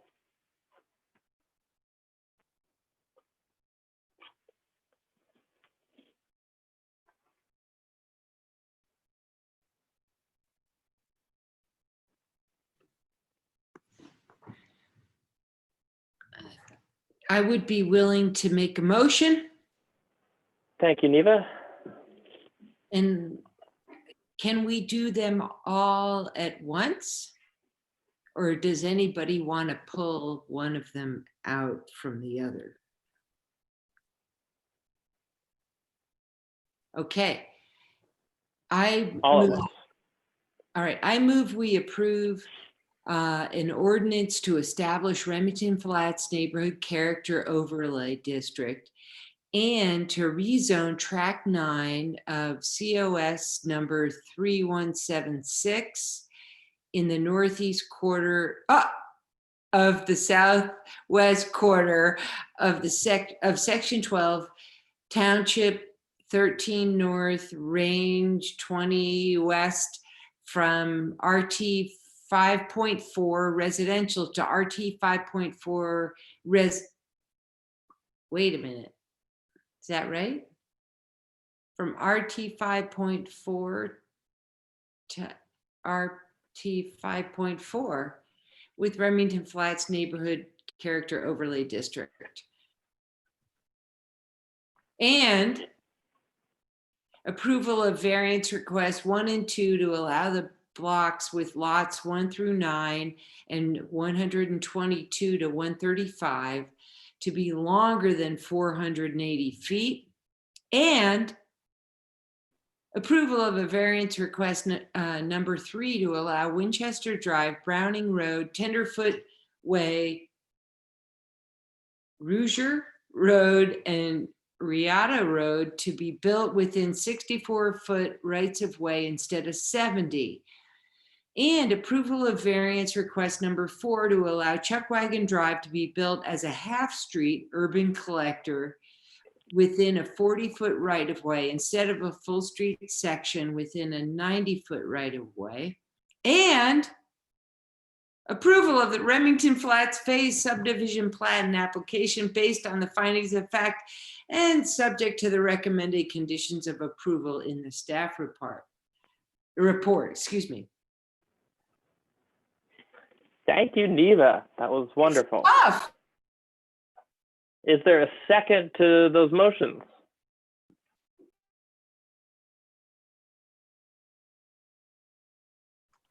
I guess I will second it. Thank you, Peter. Yeah, if a motion is made and there's no second, it dies. Okay, so we've got a motion by Neva, a second by Peter. At this point, we can have a discussion on the motion. If anyone would like to make some final comments before we vote, now would be the time. So I have a, and this is more a question for Dave DeGrome-Prey. If I walk in to your office with, subdivision plans, the start date for those plans is when I present them to you. But if you then bring them to the zoning, to us, and we were to deny it, would the clock start up again? I mean, for other reasons. We couldn't use that as the reason for denying it, but I don't understand the implications of start dates. Okay, well, to get even to your desk or to your Zoom feed is a pretty rigorous process. So where it starts is actually at an initial scoping meeting with the city officials, where the developer provides some, kind of preliminary drawings. This is what we're looking for in general. This is a preliminary layout. Here are some maps that describe the property, conditions on the property in the surrounding area. We sit down with the developer, just a kind of a one-on-one between staff and the developer and his or her agents, and provide some initial feedback on the proposal. Some, for example, issues that we think are going to be important. It might be groundwater. It might be soil stability. It might be wildlife habitat. It might be maybe there's not quite the right sewer and water facilities in the area. So we provide initial feedback. Step number 2. Does the clock start then? No, it is not started yet. Okay. Step number 2, the developer submits a pre-application. So this is it's building on what was previously submitted. It's more detailed. Again, we go through a very similar process, provide initial feedback to the developer and let the developer know what information needs to be submitted with the preliminary plat application. Step number 3, the developer submits the preliminary plat application. We at the staff level go through it, and it's a checklist review, essentially to make sure that all of the elements are there. The clock has not started yet. Make sure all of the elements are there. It's called an element review.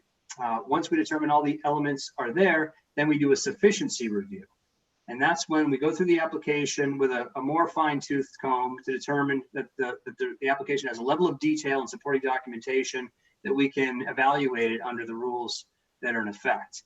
Once we determine the application is sufficient for review, the clock starts.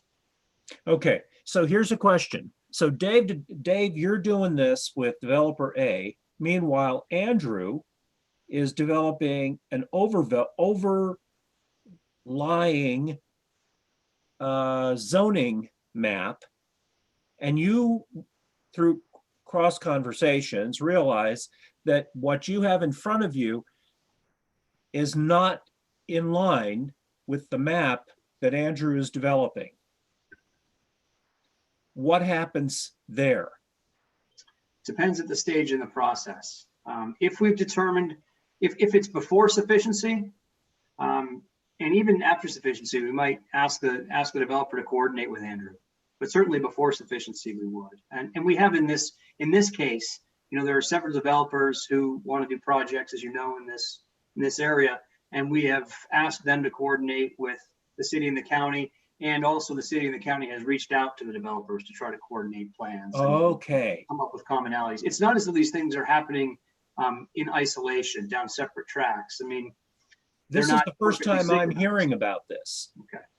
Well, and the 406 folks can describe, their perspective of how things have developed better than I can. But I can tell you from my perspective, we have encouraged, and I know that city staff have reached out to the different developers and their representatives in this area. Okay. Yeah, like for example, on this, we met with DJ&A on the Bill grant this last spring to discuss, here's our project, here's what we're looking at. The Bill grant really is more to the east of us with George Elmer. It really didn't affect us. We talked a little bit about stormwater, the potential for another future stormwater outfall. But I mean, we have worked with, and a good example of this, I mean, we did our pre-application meeting last June. So it's been almost, and we had a meeting with the mayor and a lot of the city, because this was originally going to be a TED. They asked us not to, talked us out of it, went into subdivision. That meeting was last April, a year and a half ago. So this has been a really long ongoing process. I'm glad to hear that. I'm really glad to hear that there are these conversations that are going on. Because from my point of view, I'm wondering how, if you're trying to sneak something in through a loophole to get a high density process built through. No, we've had, I mean, our plan has changed very little. I mean, very, very little in the last year and a half. Okay. Our original plan we took to the city, and we've worked hand in hand with the city, understanding, even before the Bill grant was awarded, way before the Bill grant was awarded, this has been in with the city on discussions and what it really means. So thank you. Thank you for that clarity. I really appreciate it. Vince? Yeah, I think I'll say, my comment before we vote. I'll support this. It seems like it connects really well with the surrounding development to the south. The street connectivity is really nice to see. The density, it is roughly the same as in and around Arthur Street. Not extremely high, but it's also it's got something of an urban form to it. There's definitely a leap of faith. Like we said, we've kind of learned, I think, tonight in the last meeting, we've started to learn in detail, what the vision for the region is. And this is more like the lower density area, it seems like, moving towards higher densities to the north and the east. There's a little bit of a element of faith here that the rest of the area will develop in accordance with the master plan. The more I hear about this, it seems less to me that the developers are trying to sneak something in than the planning maybe should have, ideally been done years prior, rather than, happen really quickly within the course of, gosh, it's probably been less than a year. And I guess I'll say, I think we're going to see a lot of this in the area, a lot of rezoning requests in the coming years here. And I think, yeah, this tonight I've learned a little bit about garages and how that works, and that's been nice to see. I think having alley face parking, or at least allowing that to be possible, the market is what it is, I think is really important, particularly in areas, in other areas in the area here, where we really do want to encourage people to walk and bike and use transit. We've got to find a way to translate that into zoning code details, and I learned a bit about that tonight. So I'll be supporting this, and that's it for me. Vince? Yeah, and I just to piggyback on that a little bit, Vince, too, you're seeing in some neighborhoods, not so much in places like Montana where we get snow and having a garage is really important, but people foregoing backyards for coming out on their front porch and engaging with their neighbors and being part of the community and not hiding, behind the house in their backyard, and, fostering those connections among neighbors. So it's interesting to hear that the market is still there. Hopefully it's evolving over time. And I think that there are certain design elements that can be incorporated to, bring people out front to engage with neighbors and foster community. So I'll be supporting it as well. Vince, to touch on that, one thing about the alley load, it's an all or nothing. So if you have an alley, you have to load in it. So to get that diversity that you're talking about and not have all garage doors, it's kind of, you have to pick one or the other, and that is what makes that a little bit tough. If you could have an alley load and still have a few front loads and then kind of meet the market, but if it's all or nothing, the majority of people, not all the people, but a larger percentage want a backyard with a front load, and so you kind of have to pick one or the other right now, and that makes it a little tough. That makes sense, Brian. Thanks. Neva? Yeah, if I could respond to that, the only thing I don't really like about this project is its car orientation. And I don't have a lot of evidence, but I live in the Rose Park neighborhood. I have no garage. I have an alley and a gate access off the alley. Zero garage, and I think I could sell my house for a substantial amount. And so and this is, with all due respect to Brian, this is not about you per se, but I never fully believe the claims about the market, because I've seen so many developers come through here and tell me, oh, this is the only thing that'll sell. So for instance, we saw Alexandra Estates quite a few years ago. It carved up 100 acres of prime farmland into 5-acre lots. It still hasn't broken ground. I'd swear it's probably 8 years ago at least. So there's always this assumption that this is what the market wants. But I find that oftentimes developers aren't fully accurate about that, which I don't blame them. That's how do you predict the future?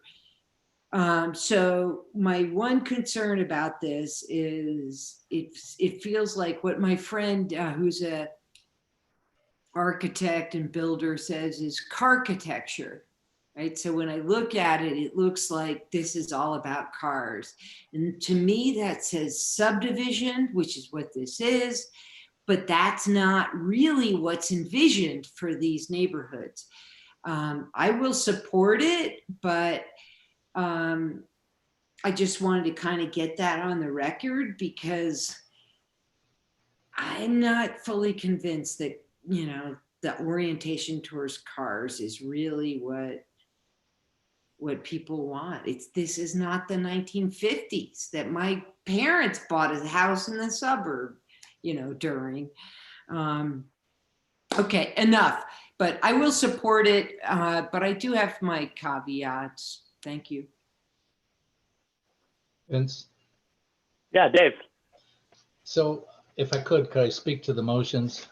There's only Please. one I know, but I do support the rezoning. I think the density is appropriate. And they maybe could have done a little bit more on the overlay to tighten things down. So yeah, I support where it is and the density of it. Well, I'm really disappointed that we didn't get to talk about and didn't have more information about the subdivision itself, its layout, and the car, as we have already discussed, the car intensity. I don't want to, I guess there's enough votes to pass it on anyway, because I really would like to vote no on the subdivision part and yes on the zoning part. And since it's only recommendations, send it on to the city council. And Dave, you and the developers can work with the city council and hopefully tighten up that subdivision. That's my point. Thank you.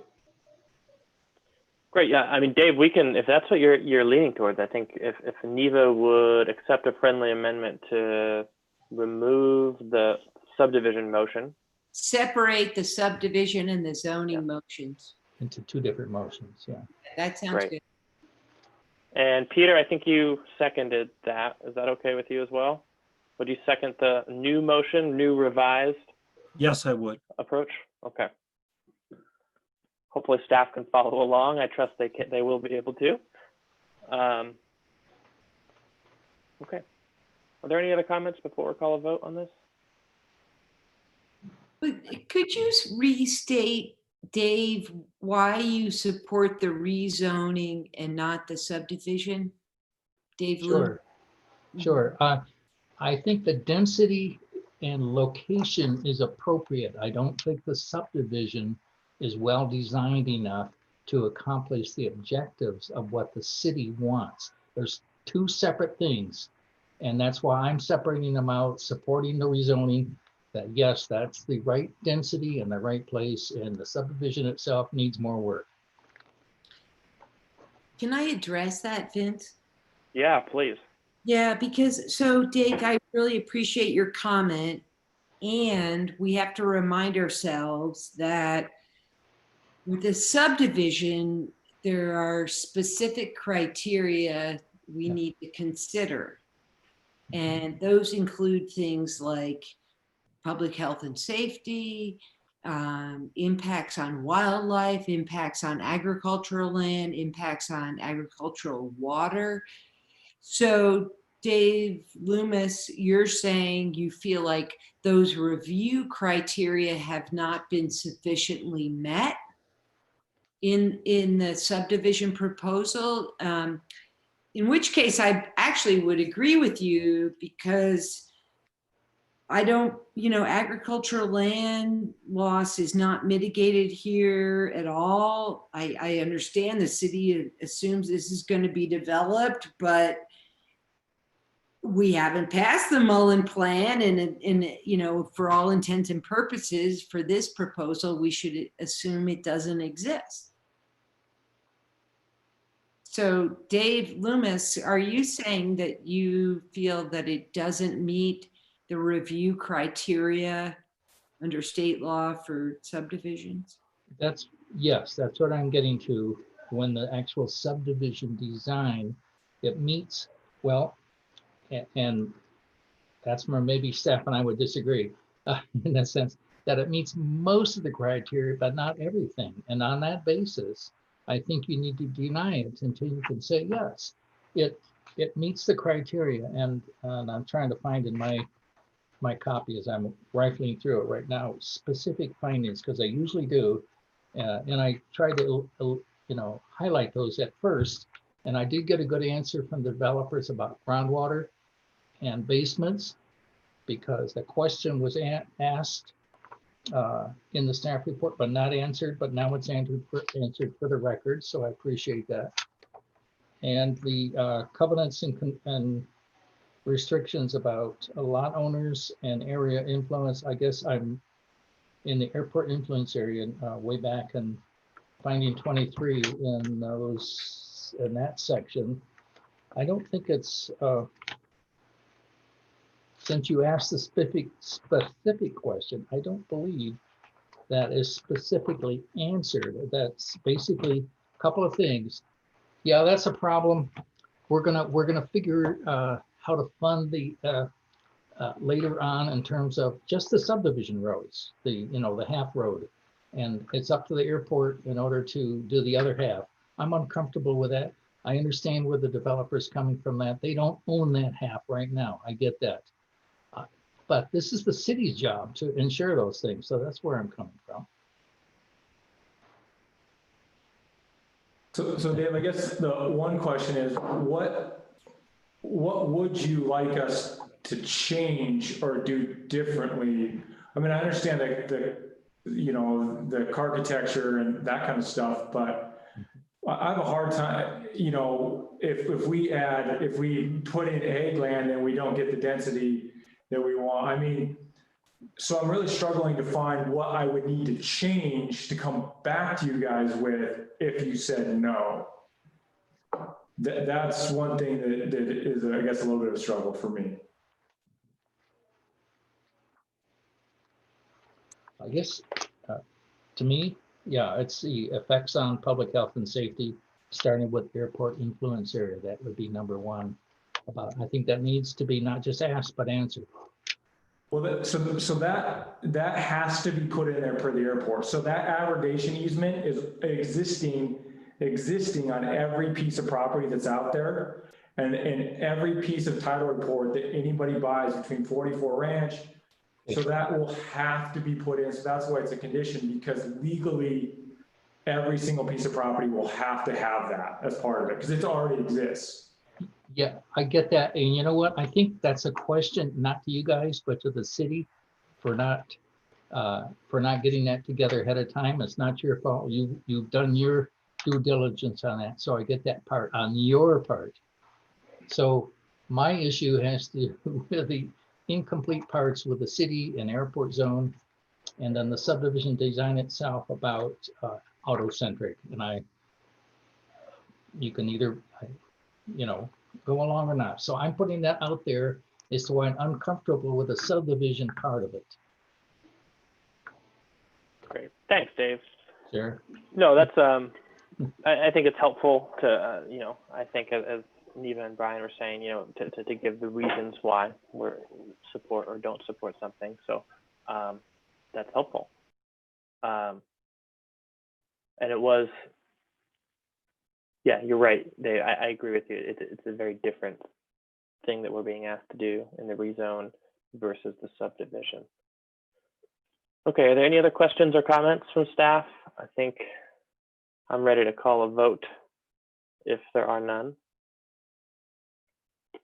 Okay, first up, we'll do a voice vote on the first motion, which is to approve which Neva proposed to establish the overlay district and rezone the area, as well as the motions to approve the variance for block length and block width, and the two motions for street width. So, staff, do you feel like we need to read the motions before we vote? Would that be a good idea, Dave? Well, not necessarily, but just to be clear, I guess. So Okay. the first motion, so we've separated the motions into two, is that right? The first has to do with the establishing the overlay to begin with and applying it to this property. Is that right? Yep. And then the second motion would include all the variances as well as the preliminary approval of the phase subdivision. Is that right? No. So I'm sorry. The first motion establishes the overlay district and approves the rezone, as well as has, I guess is the question, are the variances, they're connected to the subdivision, aren't they? They are, yes. Oh, okay. Dave is right. They're organized differently. Yeah, okay, I see. So yeah, we should do this differently. So I think we should do it. Wait, I apologize, Vince. I thought the same way that you did, that the variances were attached to the overlay. Yeah. Me too. That's okay. Okay, yeah, doesn't matter. Yeah, that's okay. So yeah, we'll do it more. I think we'll have to do this in three parts then. So we'll have to vote on the motion to establish the overlay and rezone the area, and then vote on the subdivision and the three motions, all the recommended variances except for, or no, I guess, okay. Yeah, and then we can do, yeah, we can recommend, I guess, Dave, if you were intending to deny this, vote against the subdivision as well as variances, right? Yes. Yeah, okay, okay. So yeah, we'll do it that way. So the first vote will be on the motion to approve the adoption of the ordinance to establish the overlay district and to rezone the area to that overlay. The second vote will be on the subdivision motions, which include the preliminary approval of the subdivision plat, as well as the three variances. Okay, Okay. Four different four variances. variances? Yeah. Oh, sorry, I'm looking at the wrong, sorry, yeah. I must be looking at an old version, okay. Great, Dave, can we get those back up on the screen here? Maybe take them one at a time. Can we have the ordinance to establish the overlay district and rezone motion?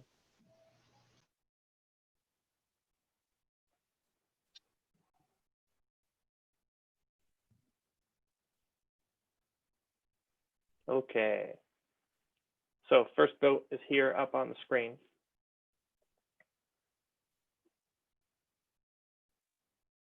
Okay, all in favor of the motion on the screen, please say aye.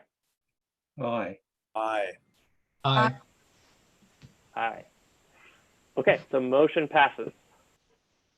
Next up, we have the set of motions related to the subdivision that have been moved and seconded. Dave, if you could skip maybe to the first one, maybe not the variance, but the approval of the subdivision. Great. Okay, so in this vote, we're voting on the motion to approve the subdivision plat and application, as well as the four recommended motions by staff that have been read by Neva. All in favor, please say aye. Aye. Aye. All opposed? Nay. Nay. Okay, the motion passes, 3 ayes and 2 nays. Would you mind, please? So Vince, you voted in support, is that true? Yes. Should we Okay. do a roll call? I could just I think I've got it, but Dave Loomis, you voted against, correct? That is correct. Okay, Josh, you voted in support, is that correct? That's correct. Peter, you voted in support, is that correct? Correct. And Neva, you voted against, is that correct? Yes. Okay, and I have it 3-2. The motion on the subdivision, preliminary approval and variance passes, as well as the zoning motion, that was unanimous. Okay, very good. Thank you, Dave and Brian, and everyone from 406 for your presentation tonight. Thank you very much. Thanks, guys. Appreciate it. Thank you. You're welcome. Okay, we will move on to our next item tonight, item 7, communications and special presentations, of which we have none. Item 8 is committee reports. Peter or Neva, do we have committee reports tonight? I think I sent Vince and Stephanie the notification of the next TPCC meeting, which I believe is on the 24th. I will not be able to attend. And so I kind of threw it into Vince's lap to find somebody to go. Yeah, thanks for that, Peter. I think that's definitely what you should do. We'll make sure, I'll make sure someone attends. Hopefully Stephanie can. Okay, And if not, we'll find someone else. thanks. Okay. All right, old business. I Dave, have you a had an doc- item you want to bring up? I do. You may have seen in the Missoulian and also the Missoula Current today that last night, the city council took your recommendation to not approve the zone change at 2920 Expo Parkway. The rezoning for, you might recall, that's in the Grant Creek neighborhood or just at the mouth of Grant Creek. It was a long and thoughtful discussion, loads and loads of public comments kept coming in even after the planning board stage. And it was a very interesting process. Ultimately, city council had, I think, really aligned with the discussion that you all had, and that there were pros and cons on both sides to that zone change and to having, high density residential development in that particular location, the gravel pit behind the Rocky Mountain Elk Foundation. Certainly benefits in terms of housing, discussion about concurrence of services. In other words, whether you needed to have transit and bike trails and services in that immediate vicinity, or whether that could come along over time. I think ultimately, it came down to a couple of factors expressed by the councilors. Just like you all, they were concerned about health and safety, concerned about wildland urban interface issues, and this being potentially causing a bottleneck if there were 900 or something new homes there. And what were the other things? I think that was the big one: traffic and wildland urban interface, public safety type issues. And I think probably, there was a good discussion on the growth policy, just like you all had as well. On the growth policy is such a wide-ranging document. Jordan has said it. I think he said it well. He said that should be our North Star, and I think it is in these land use decisions. But also, there are many. It's complicated. There are many facets to that star. And so, you have competing goals in some ways, or competing values, like providing housing, but also reducing vehicle trips and having, multimodal transportation and all those sorts of things. So again, it was a good discussion, but they took your recommendation and decided to not approve that application. Thanks for the update, Dave. That's really nice to hear. In general, kind of what happens after we see something, and heartening in some ways that the council agreed with us. Okay, moving on to new business and referrals. We don't have any that I know of. Is there any new business that members want to bring up? Okay, we'll move on to comments from planning board members. I'll start it off by just saying, I'd like to, last week we had some comments from Peter and Sean and others, kind of general concerns, and from Dave, I think, about planning board activities and the things we see and the tools we have to work with. So, is there anything more that folks want to say on that? I think, what I kind of got in the big picture of that is, we've got a pretty engaged board right now, and I think a lot of us want to really learn how to be more effective at what we're doing, which is good. And I think we can use staff to help us in that. I think at least what Peter's comments last week were kind of getting at, if we want more information about state laws and how they relate to what we do here, we can request presentations, and staff would be willing to work with us on that. So, Dave.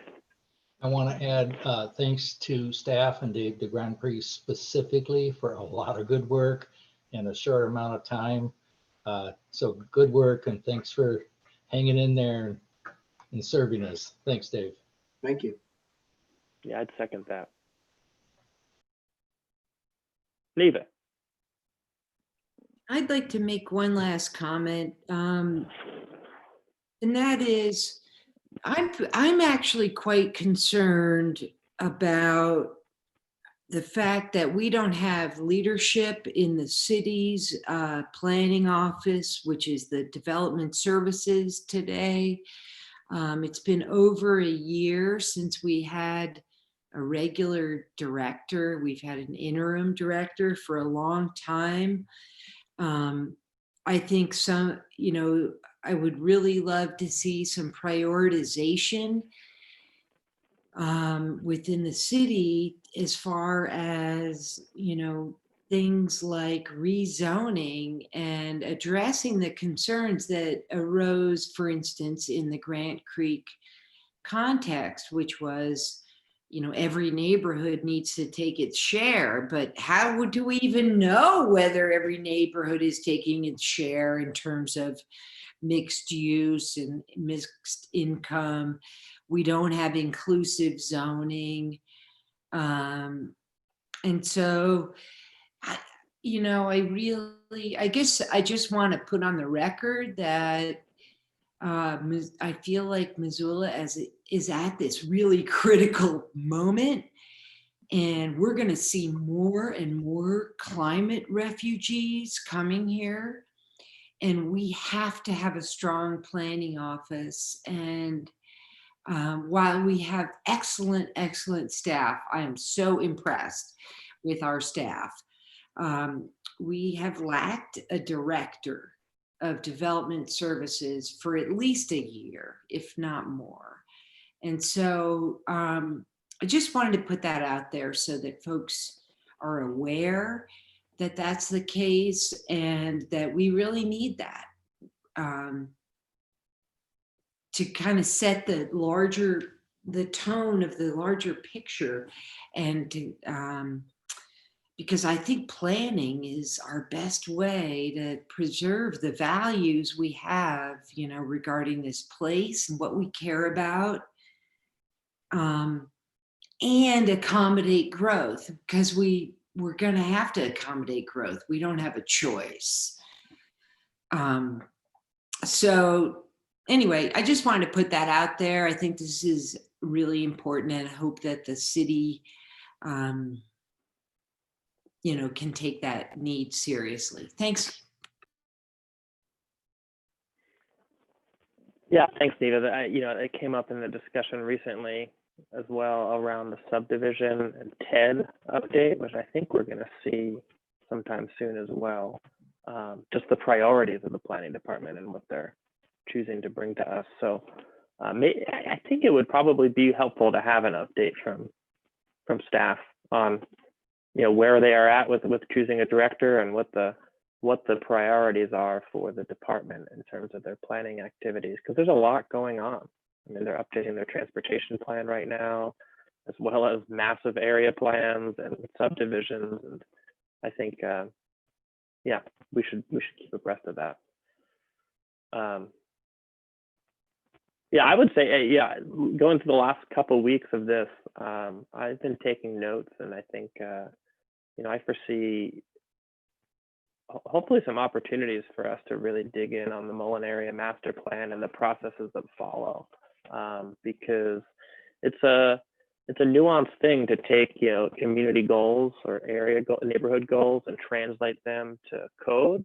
But as we talked about a lot about tonight, we saw an example of something, pretty blatantly autocentric, or what was the term you used, Neva? Carkitecture.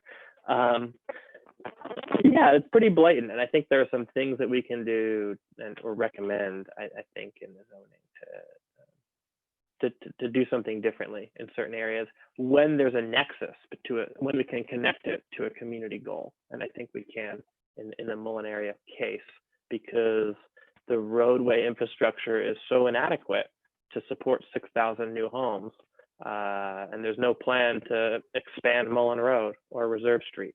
So this is sort of the chance to sort of put those different tools into action, I think. So I'm looking forward to the next meeting. I guess one thing I would like to compliment us on is we seem to be better at talking through issues. We each of us will talk about our opinions. The new members are participating. We're, I think we share appreciation for what each of us brings to the conversation. There are times when I say, I'm not an architect, I'm not a builder, I don't know anything about, you know, zoning, except for what I've learned on this board. You know, and Neva and I talked a long time ago about the fact that what our role on this board should be and how we parse information. So I have faith that we get to some good decisions and good recommendations for the city council to consider. So that gives me hope. There are times when I feel like I am, you know, in the dark, and I'm trying to figure out and that's why I appreciate so much, Dave DeGrand-Pré, your comments about process, because it builds up faith in what you guys are doing. And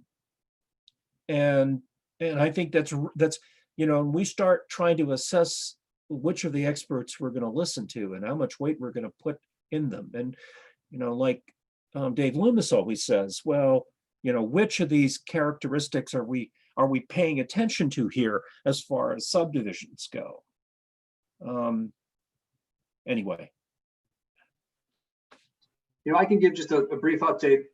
I'm not totally in the loop on the development services director conversation, but I'm sure you all heard that the last director kind of backed out at the 11th hour. They've conducted another search, narrowed it down quite a bit. Just from what I understand, just a few candidates at this point. I think they've been conducting interviews, so I think we're getting pretty close. At the staff level, one of the things that we're wondering about, though, is development services at the city is undergoing a realignment. You know, there's an engineering division, there's transportation, there's long range planning, there's current planning, which is what I'm a part of. And so we're trying to figure out how to evolve, how to provide better service, more timely service, more effective service, how to make sure that we're integrating different areas of expertise into different projects, and just try to run a better organization like any organization should from time to time. So that's been kind of on the back of our minds at the staff level. It sounds like we're getting real close to coming out with a different kind of structure. And I know that structure is not always a perfect way to tackle a problem, but we're going for it, giving it a try. And so I think my hope is that we'll have more integrated teams who are doing things like development review, but also long range planning when it comes to, you know, code revisions, so that when it comes to updating the zoning code or subdivision code or what have you, you've got different areas of expertise involved with those updates from the beginning all through the process. So hopefully we have a more thoughtful, kind of well-rounded product and things like that. So we're trying process improvements and structural improvements right now, and hopefully that'll be within the next few months. We'll have it really solidified. Thanks, Dave.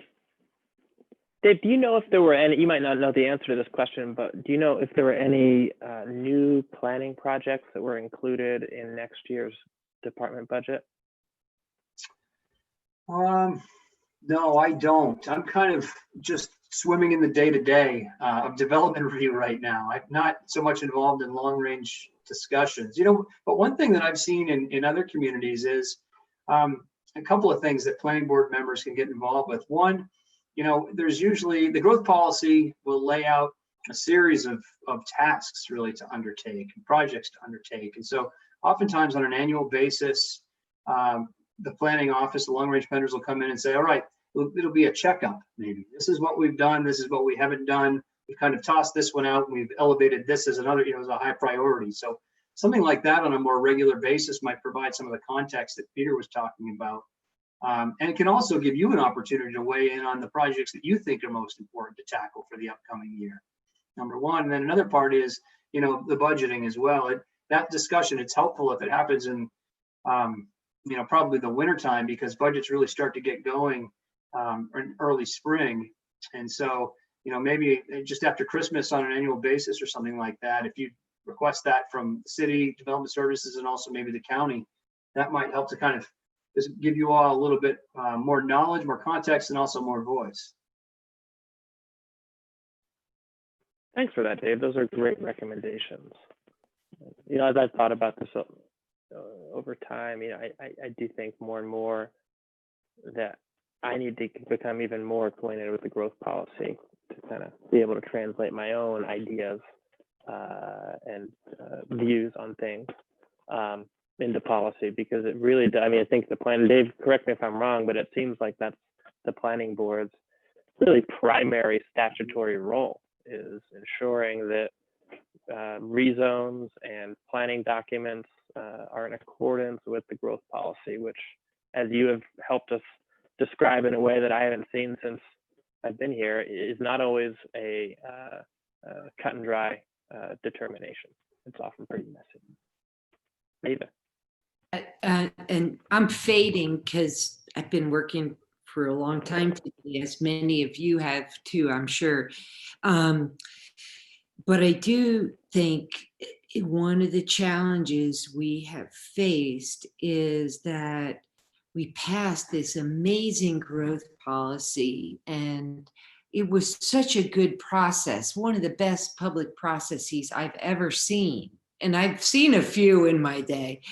And yet we never translated it into zoning. And so we keep seeing these things asking us to rezone in accordance with the growth policy in this site by site kind of pattern that really isn't conducive to achieving our longer term and, community goals, because it feels just very incremental and haphazard in a way. So, I think the growth policy is excellent. And I think we fell short because we actually, the planning board has been calling for zoning, based on the growth policy pretty much since it was passed, in early 2016 or into 2015, whatever it was. And that hasn't happened. So we keep being put on this, in this position of deciding on particular projects and rezoning according to the growth policy. But, that's not necessarily planning, at a larger scale. So anyway, I just wanted to throw that out there. I continue to encourage local government to actually rezone the city in accordance with the growth policy, and that, to me, that makes the most sense. But I don't see any movement in that direction for the last 5 years, but unfortunately. Yeah, that's definitely the continuing theme of my time on the planning board, for sure. And the elephant in the room in a lot of these discussions, because I think in a lot of communities and in a different time and place, rezones are the exception rather than the rule. Which maybe that's how it should work. Maybe that's a better way. All right. Anyone else want to say anything before we adjourn? If not, I think we're at that point here. Good job. Thank you, everybody. It's great to hear everyone's perspectives and learn from everyone as well. Yeah. Likewise. Thanks, everybody. Good job. Take Thanks, care. Dave. Thanks, everybody. Bye-bye.